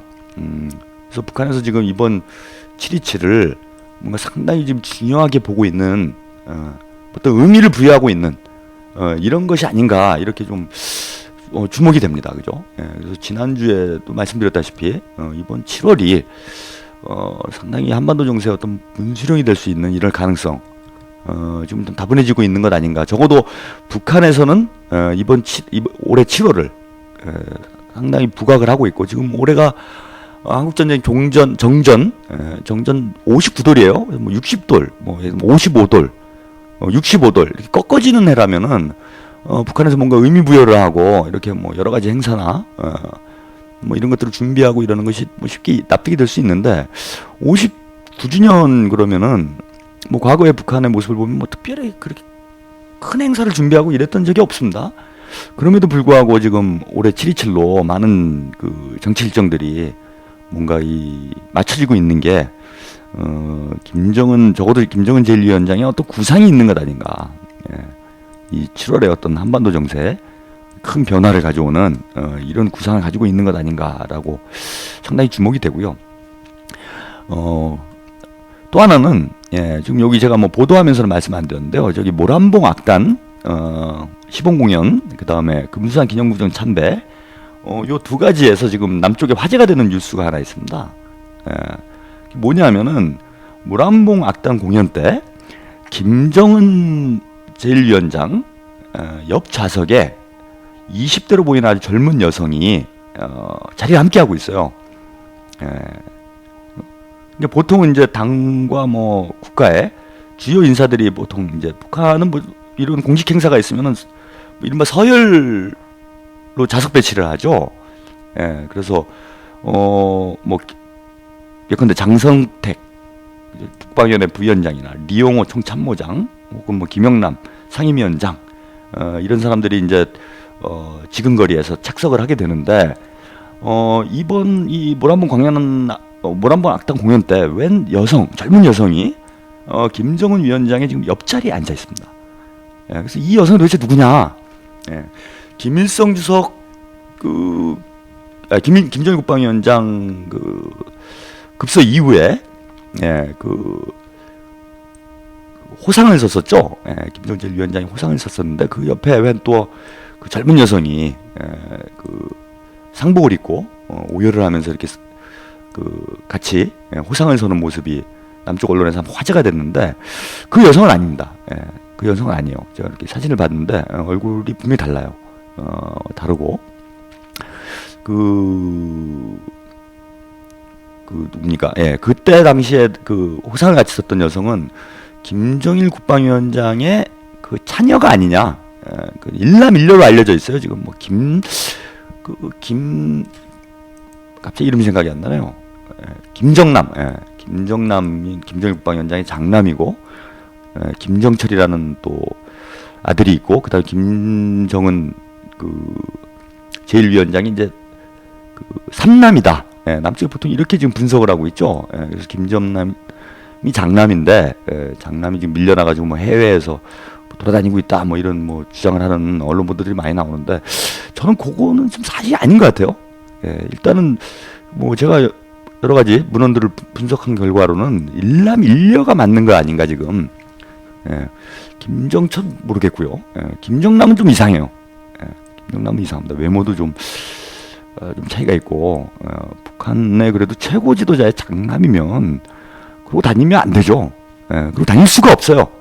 북한이라는 국가의 특성상 그러고 다닐 수가 없습니다. 그리고 또 여기저기 돌아다니면서 또 자기 지도자를 욕하고 다니는 건 더 말이 안 되잖아요. 그래서 뭐 제가 볼 때는 뭐 형제관계가 어떻게 되는지는 모르겠는데 김정남이 장남이다 이건 좀 저는 신빙성이 좀 없지 않느냐 이렇게 보이고 제가 알고 있기로 일남일녀로 알고 있습니다. 그래서 아마 김여정이 아니었는가. 김여정 이름이 김여정으로 알려져 있는데 여동생인 거죠. 김정은 제1위원장의. 분명히 좀 외모가 다르기 때문에 아마 그런 여성은 아닌 것 같고요. 제가 이제 나온 사진을 보니까요, 바로 옆자리에 이렇게 자리를 하고 있는데 자세 이렇게 팔걸이에 한쪽 팔을 그것도 김정은 위원장 쪽으로 한쪽 팔을 이렇게 걸쳤어요. 이렇게 의자에 앉을 때 이렇게 팔걸이에 팔을 걸치죠. 근데 이런 자세로, 그러니까 김정은 위원장이 이쪽에 앉아 있으면 이런 자세로 이렇게 자세를 취하고 있습니다. 상당히 가까운 사이가 아니면요, 그죠? 북의 최고 지도자 옆에 이렇게 여성이, 저도 젊은 여성이 이런 자세를 취하기가 상당히 좀 어려울 거라고 보여요. 그래서 이 여성이 지금 누구냐? 이게 지금 화제가 되고 있습니다. 근데 흥미로운 건, 이날, 그래서 공연 관계자가 아니냐, 이런, 분석도 있었어요. 왜 그런 분석이 나왔냐면은, 이 모란봉 악단, 공연이 끝난 다음에 김정은 제1위원장이 높게 평가를 하면서 아주 구체적으로 이런 경우가 사실 많지 않습니다. 많지 않은데 아주 구체적으로 악장, 그러니까 이 모란봉 악단의 악장이죠. 악장을 지칭하면서 이렇게 평가하는 발언이 있었습니다. 악장 이름이 제가 정확히 기억이 안 나는데요. 선우 이름이 까먹이 안 나요. 그래서 그 악장이 아니냐.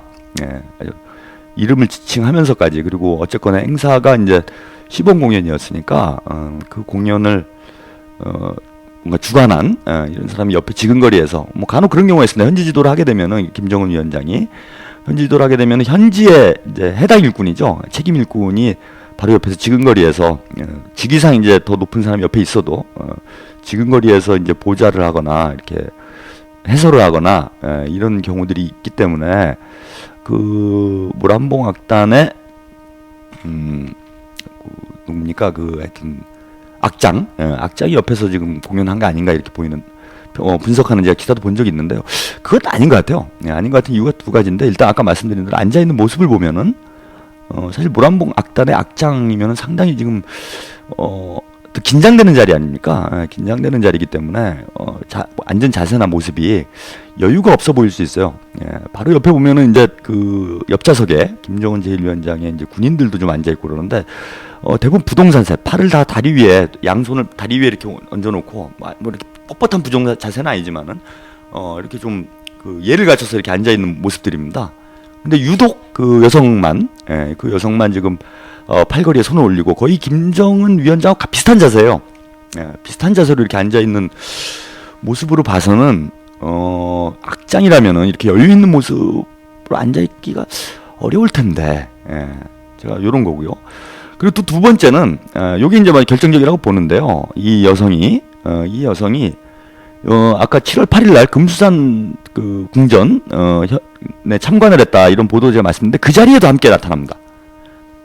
그 자리에서 함께 나타나서 참배를 하는 사진, 그러니까 절을 올리는 사진이 이렇게 나오는데 옆에 군인들이에요. 나머지는 다 군인들이고 여성이 한 명, 김정은 위원장을 제외하면 민간인의 복장을 한 사람 딱 한 명 있습니다.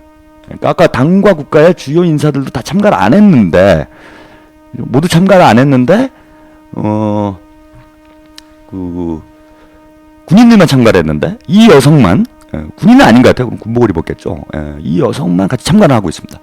또 이 자리에서도 바로 김정은 제1위원장 옆에 자리를 하고요. 절을 하면서 김정은 위원장과 다른 군인들이 이제 뒤쪽에 서고요. 김정은 위원장이 한 반발 정도 앞에 나와서 그것도 90도로 이렇게 절을 하는 장면이 사진에 찍혔는데 이 여성도 김정은 위원장과 함께 반보 정도 앞에 나와서 반보 정도 앞에 나와서 절을 한 요런 사진 모습입니다. 이런 걸 보면은 이제 모란봉 악단의 악장은 아닌 거죠. 그죠? 그러면 금수산 기념궁전에 참배를 할 이유도 없고 그냥 군인들만 대동을 했기 때문에 참배를 할 이유도 없고 김정은 위원장이 또 옆에 서서 금수산 기념궁전에서 참배를 할 이유도 없다. 그런 면에서 이 여성은 도대체 누구냐? 아까 말씀드린 대로 그 여동생이죠. 차녀는 아닌 것 같다. 그 외모를 봐도 조금 외모에 차이가 있습니다. 김정은 위원장과 아무래도 뭐 그 혈연 관계면은 외모의 공통 유사성이 좀 나타나죠. 그래서 뭐 이게 제가 분석하기에는 부인일 가능성이 지금 있는 것 아닌가? 김정은 제1위원장의 부인일 가능성이 물론 이게 지금 논란이 있습니다. 왜 논란이 있냐면은 북한의 그동안 최고 지도자들이 특히 김정일 국방위원장이 그랬죠. 공식석상에 부인을 대동하고 이렇게 자리를 했던 적이 없어요. 뭐 이제 우리 서방 사회, 뭐 보통 이제 국가에서는 퍼스트 레이디라고 하죠. 대통령이 되면은 이제 부인도 그에 준하는 어떤 국가적 지위를 갖게 되죠. 공적인 어떤 권력은 아닐지라도 국가적 지위를 갖게 되기 때문에 뭐 보통 이제 부부 동반하거나 이런 공식성상의 부부가 많이 함께하는 이런 모습을 많이 보게 되는데 북한에서는 이제 그렇게 하지 않았습니다. 그동안. 그죠? 김일성 주석도 그 같은 경우에는 조금 이제 상황이 달랐어요. 김일성 주석은 왜 상황이 달랐냐면은 그 부인이 김정숙이죠. 부인이 그 함께 항일투쟁을 했기 때문에 그 부인이기 이전에 이제 뭐 동지적 관계가 상당히 컸어요. 그러다 보니까 해방 직후에 이렇게 공식 활동을 많이 했습니다.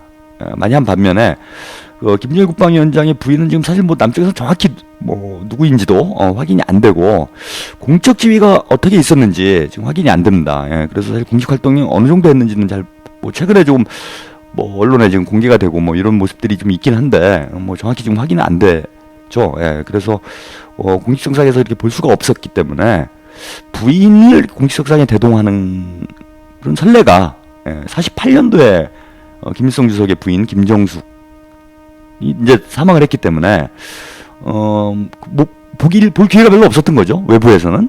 그래서 아니지 않냐, 부인하고 공식 활동을 하는 공식석상에 이렇게 동행을 하는 이런 모습이 없었기 때문에 부인은 아니지 않느냐, 뭐 이런 분석도 있습니다.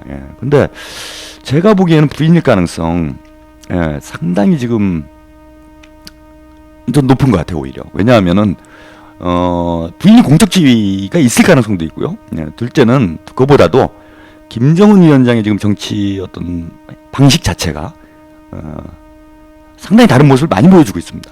이전과는 근본적으로 다른 건 아니지만은 아까 뭐 모란봉 악단 어떤 편성이랄지 의상이랄지 뭐 무대 미술 뭐 이런 부분에서도 예전과 상당히 다른 모습이다 이렇고 뭐 공개 연설을 한다든지 그 다음에 현지 지도에서 어떤 이 일꾼들을 비판한 것이 바로 공개가 된다든지 이전의 북한의 모습과는 좀 많이 다른 모습들을 많이 보기 때문에 그럴 가능성도 저는 좀 충분히 있는 것 같아요.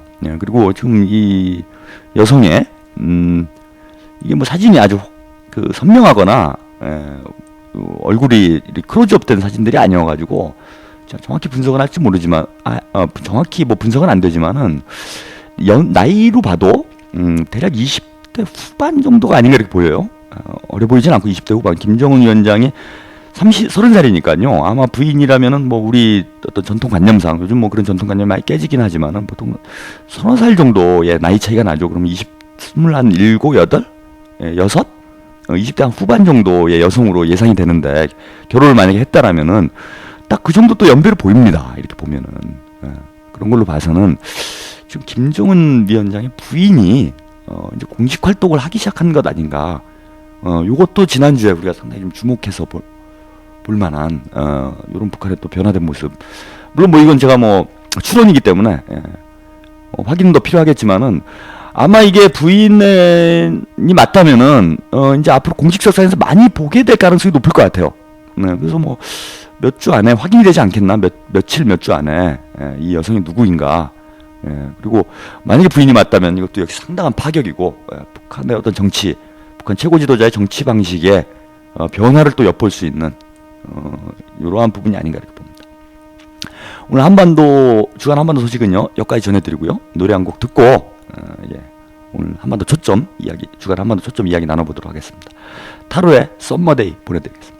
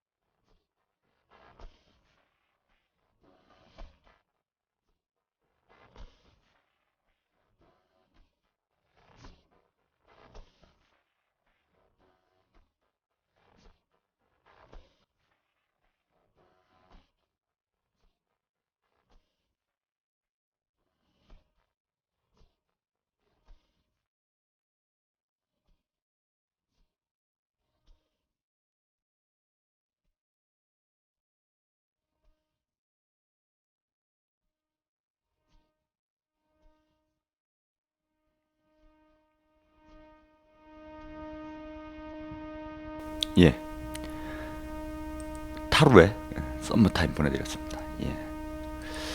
뭐 주간 한 번도 소식 전해드렸는데요. 예, 상당히 북한에 좀 놀랄만한 변화들이 진행이 돼가고 있는 것 같아요. 예, 뭐 그런 변화가 각하가 생각하시는 뭐 그런 변화는 아닐 것 같고요. 뭐 자본주의화로 간다든지 시장 경제를 도입한다든지 그런 건 아닌 것 같고, 이제 뭐 본격적으로 세계의 문을 여는 그런 모습이라고 봅니다. 예. 근데 북한이 이제 왜 세계에 지금에 와서 문을 열까? 그건 뭐 이제 좀 자신감이 생긴 거 아닌가 봐요. 자기 체제를 이제 유지할 수 있다라는 자신감을 넘어서서 이제는 자기들이 세계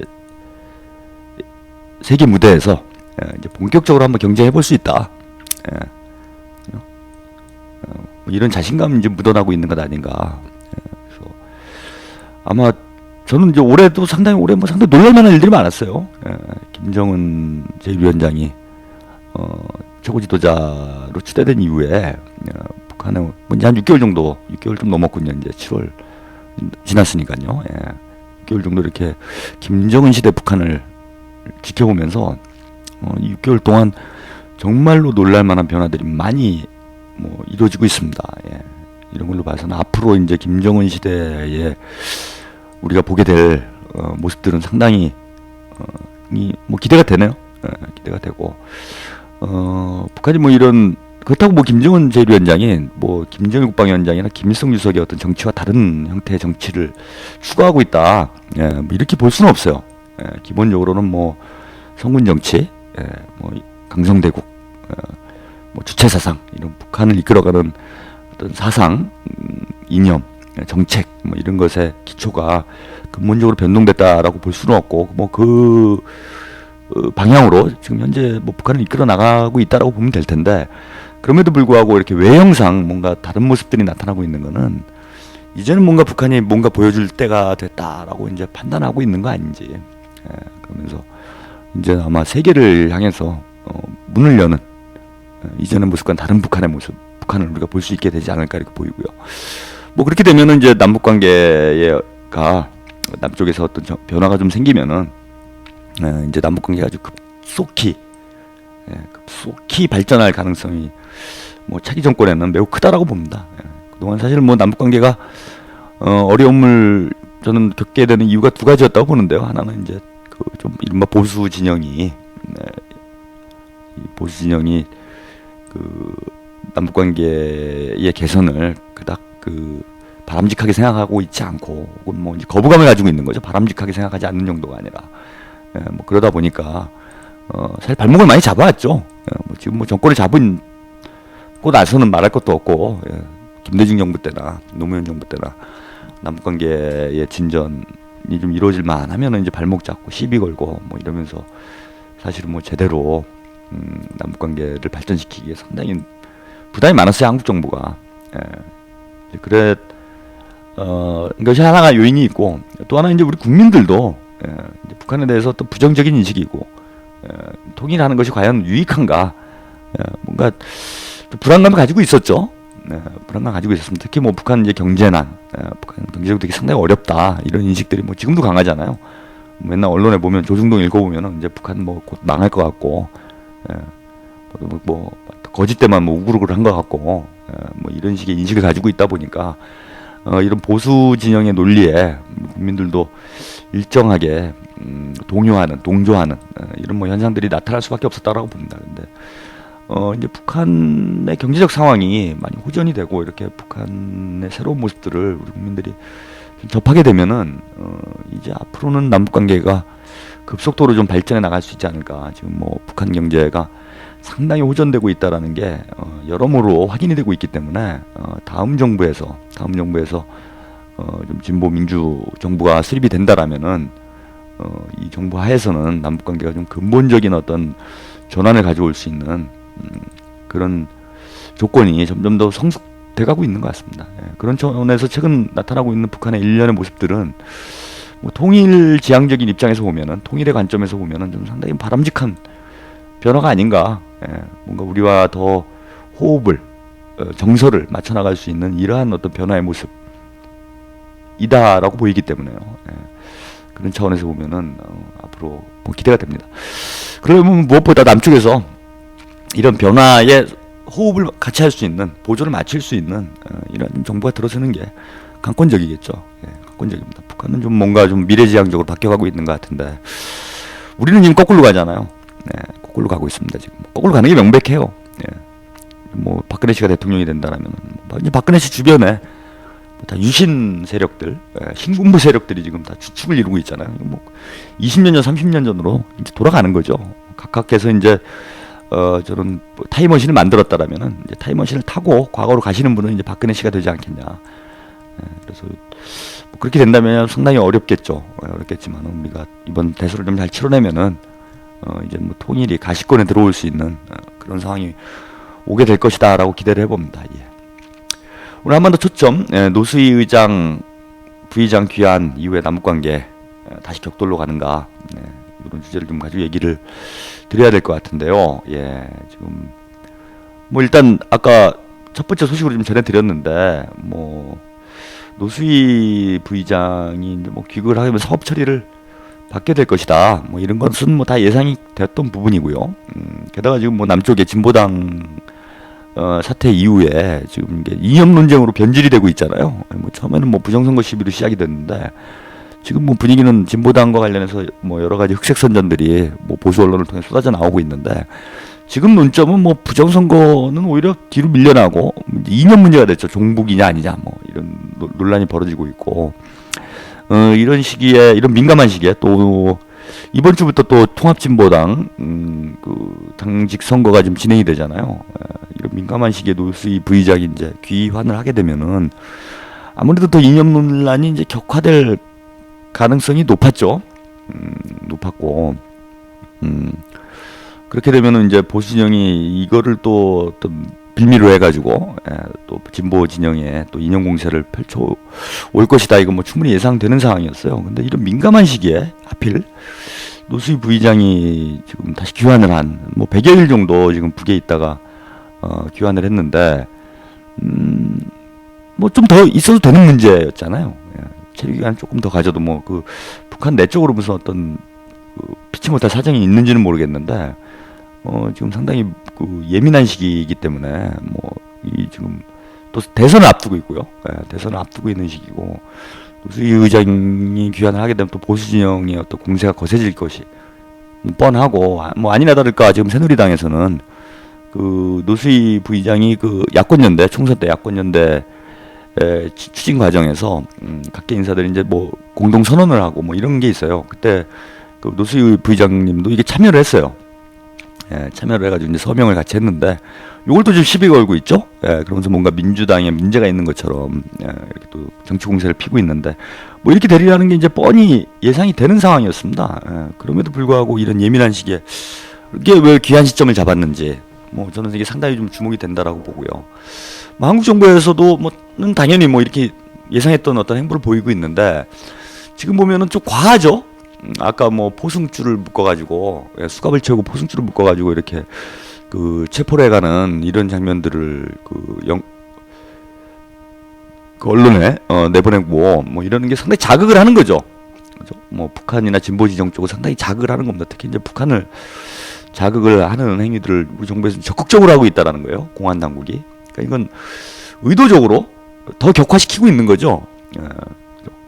뭐 어떤 면에서 보면은 뭐 북한 입장에서 보면은 이게 한국 공안 쪽에 어떤 말려드는 것 아닌가 이런 오해를 불러일으킬 수도 있을 만한 민감한 시기에 노수희 부의장이 방북을 했고 한국 뭐 보수 언론들이나 공안 당국은 또 그런 의도 예상했던 바대로 지금 행보를 하고 있죠.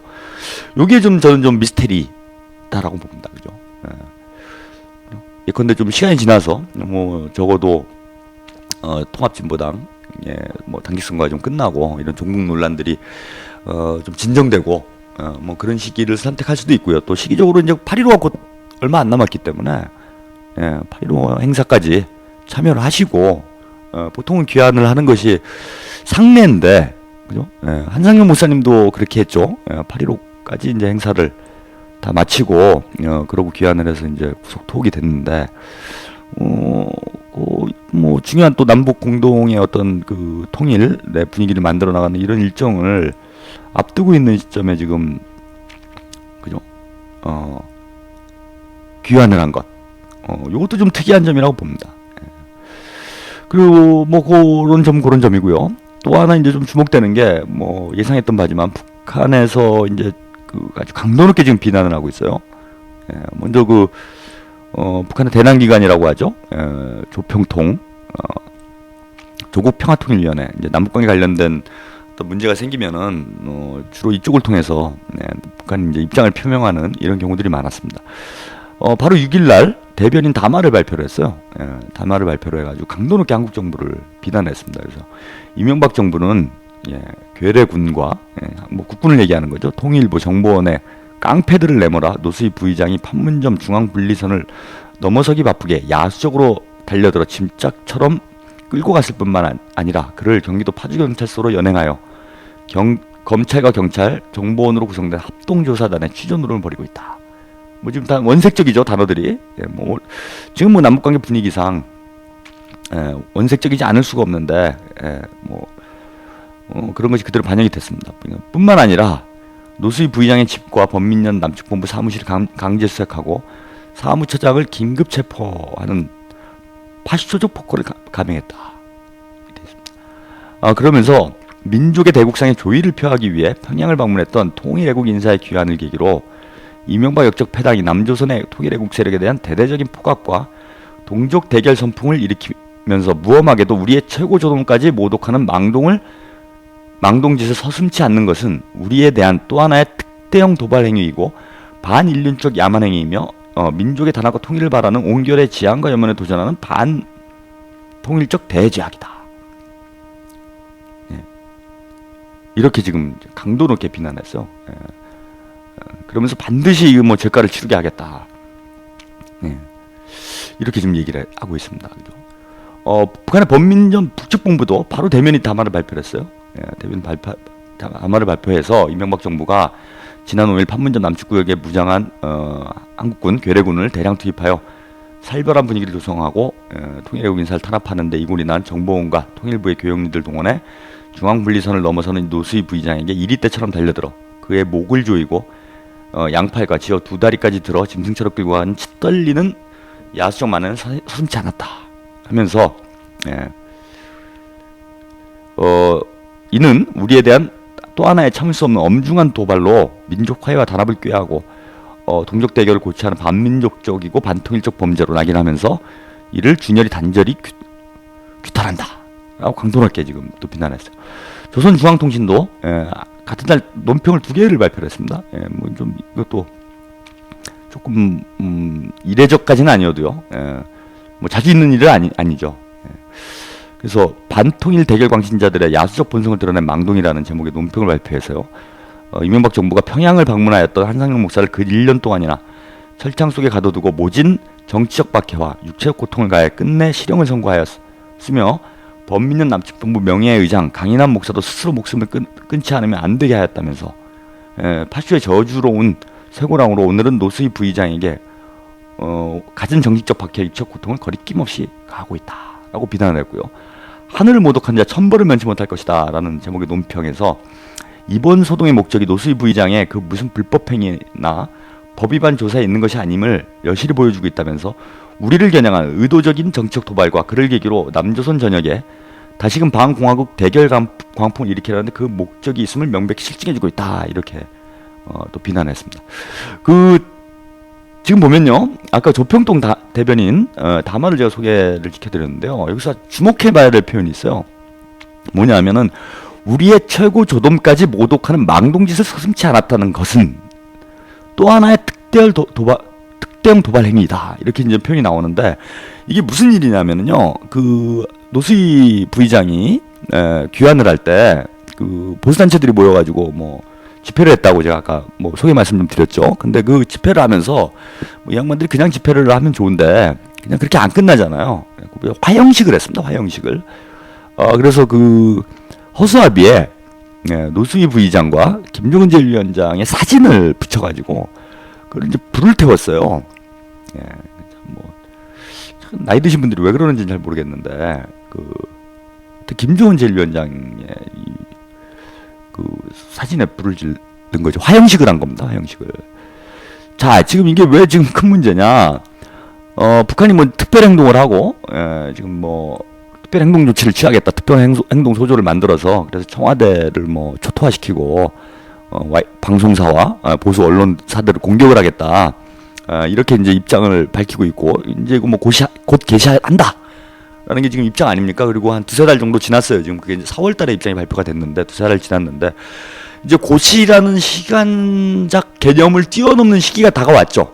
그죠? 뭐 고시라고 하는 걸 3년, 뭐 몇 년을 뭐 2, 3년을 뭐 고시라고 얘기하진 않잖아요. 아무리 길게 잡아도 수개월 내에 이걸 우리가 고시라고 지금 표현을 사전적으로는 의미를 볼 수가 있는데, 지금 뭐 이제 석 달 정도가 돼갔으니까 고시 거의 끝나가는 아주 예민한 시점이에요. 아주 예민한 시점인데, 이른바 이제 최고조dom을 모독한 남측 정부에서 몇 가지 사건들, 이거를 지금 북한에서는 큰 문제 삼고 있는 거죠.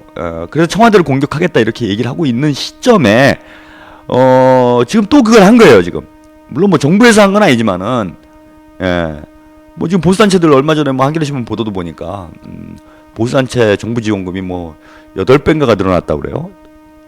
노무현 정부 때보다. 그만큼 지금 보수정부에 많은 그 지원을 하고 있는데, 이건 뭐 정부 차원에서 하는 거다라는 건 뭐 많은 국민들이, 뭐 우리 국민들 다 알고 있는 얘기 아닙니까? 그래서 뭐 꼭 정부가 아니더라도, 이명박 정부가 직접적으로 지원한 게 아니더라도 그 뭐 대략 뜻을 같이 한다라는 거는 뭐 삼척동자도 다 아는 얘기이기 때문에 북한 입장에서는 이명박 정부의 행태로 볼 수 있는 거죠. 근데 이런 민감한 시기에 또 이런 일이 벌어졌다라는 거예요. 그래서 노수희 의장을 탄압한 것도 문제지만은, 부의장을 탄압한 문제도 문제지만은, 지금 북한을 또 직접적으로 건드리는 이런 행위가 있었다라는 거, 요것을 지금 한반도 정세에 또 심각한 양상으로 끌고 가는 하나의 마지막 발화점이 될 가능성이 전 다분히 있지 않나 이렇게 봅니다.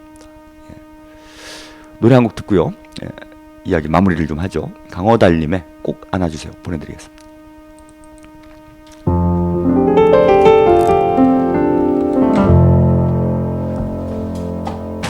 흐르는 바람결에 눈부신 하늘, 소리 없는 구름 위로 자유롭게 날아오르는 힘찬 새들의 날개짓에 꼭 안아주세요, 꼭 안아주세요. 알 수 없는 그 두근거림이 사람과 사람을 잇네.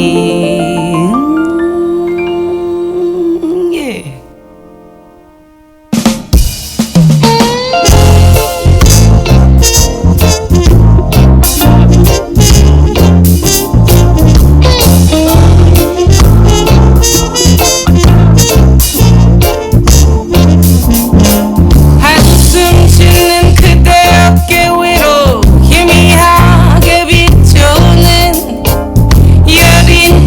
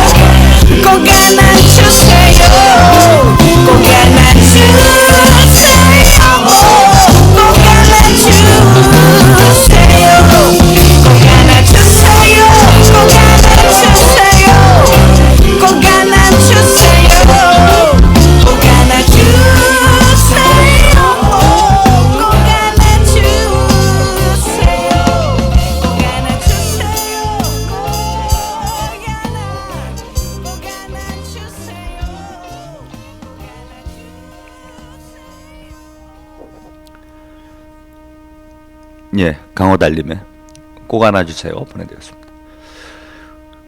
예, 벌써 시간이 뭐 이제 마무리할 시간이 다 돼갔네요. 예, 그 아까 이제 주간 한반도 소식 전해드리면서 김정은 위원장이 7.27 주목하고 있는 것 아니냐. 그러니까 7.27하면 한국 전쟁 아닙니까? 이게 전쟁과 관련된 어쨌건 기념일이고, 예. 7.27에 주목하면서 어떤 북한의 여러 가지 정치 일정들, 그다음에 사업들 이런 거 집중시키고 있고, 또 7월 8일이죠. 예. 그 7월 8일 날 그 이런 한국 전쟁 기념관이죠. 예. 전쟁 기념관을 또 방문을 했습니다. 이런 움직임들이 뭔가 이 한반도 정전 체제를 뒤흔드는 이런 어떤 정치적인 그 뭐라고 해야 되나요? 이런 구상 이런 거를 좀 가지고 있는 거 아니냐? 뭔가 좀 중대한 어떤 그 움직임들이 7.27을 전후해서 저는 있을 가능성이 있다 지금 뭐 이런 분석을 좀 말씀드렸는데 그러니까 뭔가 지금 북한이 뭔가 큰 걸 좀 준비하고 있는 형국에 그게 지금 뭐 평화선언, 뭐 종전선언, 뭐 이런 거 일 상황은 아니잖아요 지금, 그죠? 북미 대화도 어쨌건 인공위성 발사 이후에 북한의 2.29 합의가 뭐 사실상 깨진 상태고 북미 간에 전혀 대화가 이루어지지 않고 있는 형국이고요. 뭐 남북 사이에는 뭐 지금 대화는커녕 뭐 청와대를 지금 공격하겠다, 뭐 거의 이런 입장을 가지고 있는 형국이기 때문에 지금 뭐 뭔가 좋은 분위기에서, 그죠? 좋은 분위기에서 그 어떤 파격이 벌어질 가능성은 지금 높은 상황은 아니에요. 뭔가 남북 사이에 어떤 커다란 충돌 가능성, 그죠? 이런 게 있고 7.27이 어쨌건 뭐 북한에서는 전승기념일이라고 하지만은 전쟁이 아직 안 끝난 거잖아요. 지금 전쟁이 안 끝난 상태고 전쟁을 종료시키기 위해서 북한이 그동안 이제 뭐 핵 개발도 하고 뭐 미사일 개발도 하고 뭐 이렇게 왔는데 그게 좀 아직까지도 뭔가 좀 뭐 해결이 안 되고 있는 형국이에요. 그리고 김정은 뭐 제1위원장이 2012년에는 뭔가 이 한반도에 변화가 있어야 한다라는 주장을 상당히 오랫동안 해왔다고 합니다. 올해가 이제 김일성 주석 탄생 100돌이 되는 해인데 그때까지도 이런 분단 체제가 지속되는 거 이거는 아니지 않느냐 뭐 이런 얘기를 많이 강조를 했었다라고 하는 이런 뭐 전언들이 있는데 그렇게 보면 올해가 남북 관계 혹은 북미 관계에 아주 중대한 변화가 일어나는 해가 될 가능성이 상당히 높았어요. 근데 이제 보통 예상하기는 뭔가 좀 대화를 통해서 이런 구상들이 하나둘 실현해 나가는 방향으로 가지 않겠는가. 뭐 저도 몇 년 전부터 그런 예상을 해왔는데 지금 형국은 그게 아니죠. 전혀 그게 아닙니다. 그렇게 되면은 뭐 김정은 위원장 입장에서는 이게 뭐 자신의 구상이 물 건너가는 이런 형국에 지금 놓여 있는데 이거를 그대로 지금 받아들일 것인가? 그거는 아닌 것 같아요. 그래서 지금 7.27 전후로 뭔가 좀 큰 거를 준비하고 있는 거 아닌가 저는. 그리고 이미 4월 달부터 특별 행동을 하겠다. 이런 입장을 계속 천명을 해왔고 이미 뭐 이제 분위기도 무르익을 대로 무르익어 있는. 뭐 남북 사이에 무슨 일이 벌어져도 지금 이상할 게 하나도 없는 상황이 됐잖아요.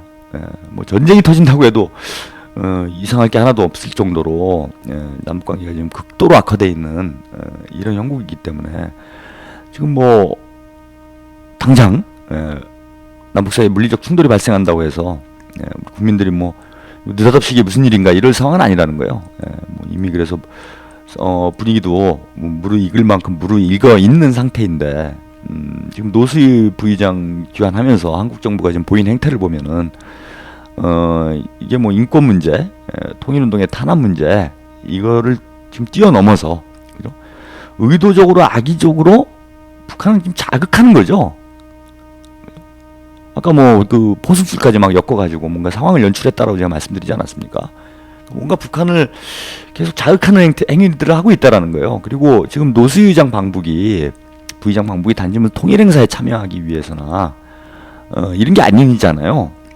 그런 게 아니고 조의를 표명하기 위해서 갔다라는 거예요. 그러니까 김정일 국방위원장에게 조의를 표하기 위해서 방북을 한 것이 이제 주된 목적이었는데, 그리고 또 김일성 주석 탄생 100돌과 관련해서 이렇게 이제 방북을 한 게 주 목적이었는데, 이걸 역시 이제 북한의 최고 존엄과 관련된 거죠. 예, 그리고 또 우리 민족 정서상 고인에 대해서 뭐 살아있는 사람 모르겠는데 고인에 대해서 이렇게 뭐 조의를 표하고 이런 걸 가지고 문제를 삼고 시비를 걸고 이게 또 정서상 또 안 맞는 부분도 있잖아요.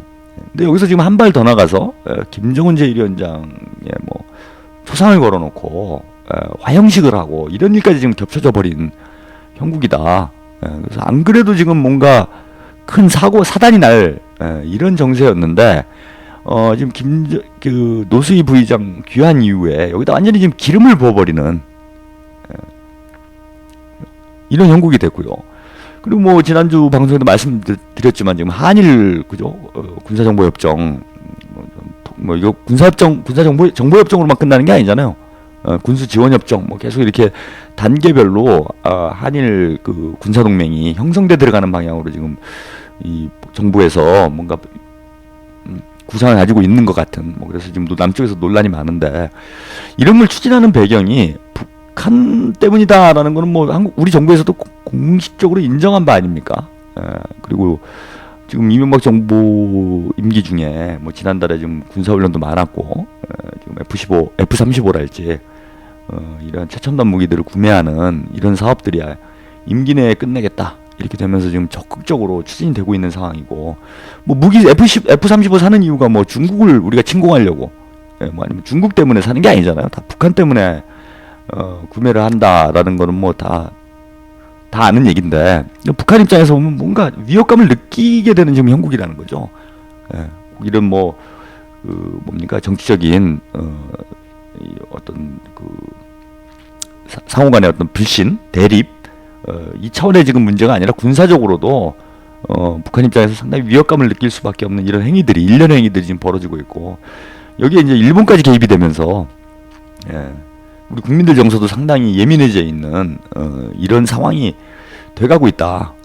그렇게 되면은 북한 입장에서도 뭔가 대담하게 행동을 할 가능성이 좀 높아진 이런 형국이 아닌가 이렇게 봅니다. 그런 차원에서 보면은 노수희 부의장의 이번 귀환 이후에 여러 가지 한국 정부가 보이는 행태들이 결국은 그 신라에 그죠?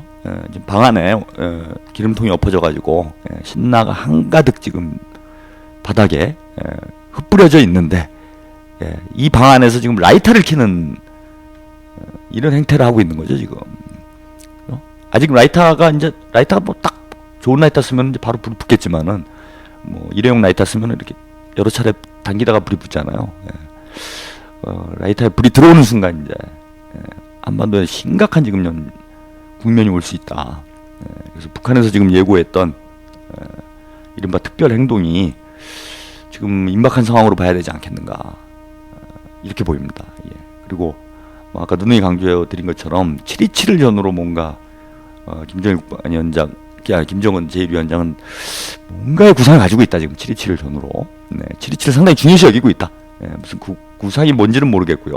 어떤 형태의 어떤 일인지는 모르겠으나 이번 7.27에 뭔가 큰 의미를 부여하고 뭔가를 준비하고 있는 걸로 봐서는 지금부터 이제 7월 말까지 이 정세 상당히 좀 저는 이제 주목해서 봐야 되지 않을까. 상당히 심각한 국면으로 나갈 수도 있는 이런 상황이다 라고 보여집니다.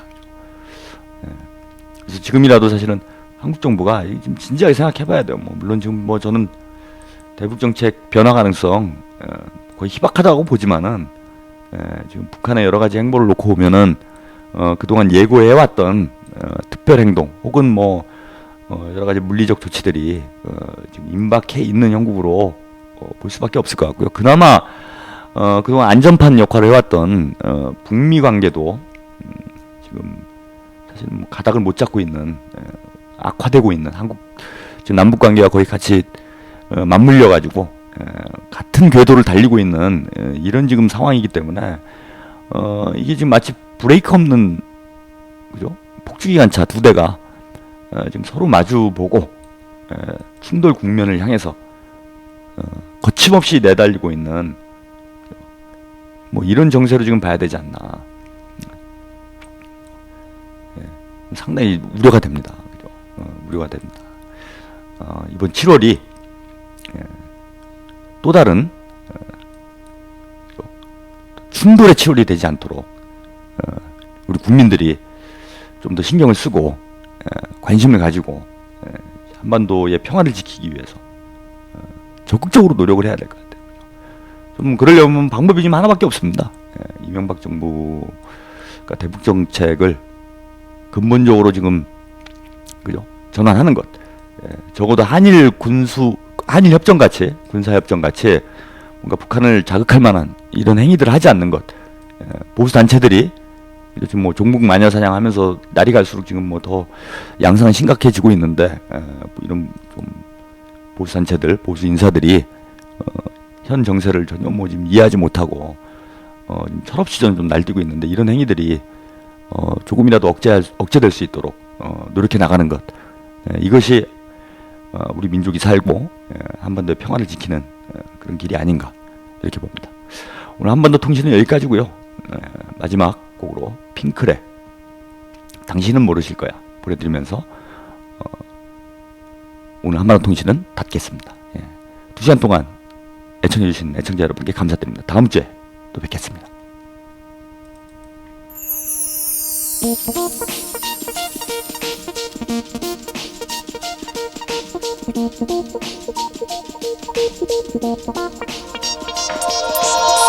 당신은 모르실 거야 얼마나 사랑했는지 세월이 흘러가면은 그때서 뉘어질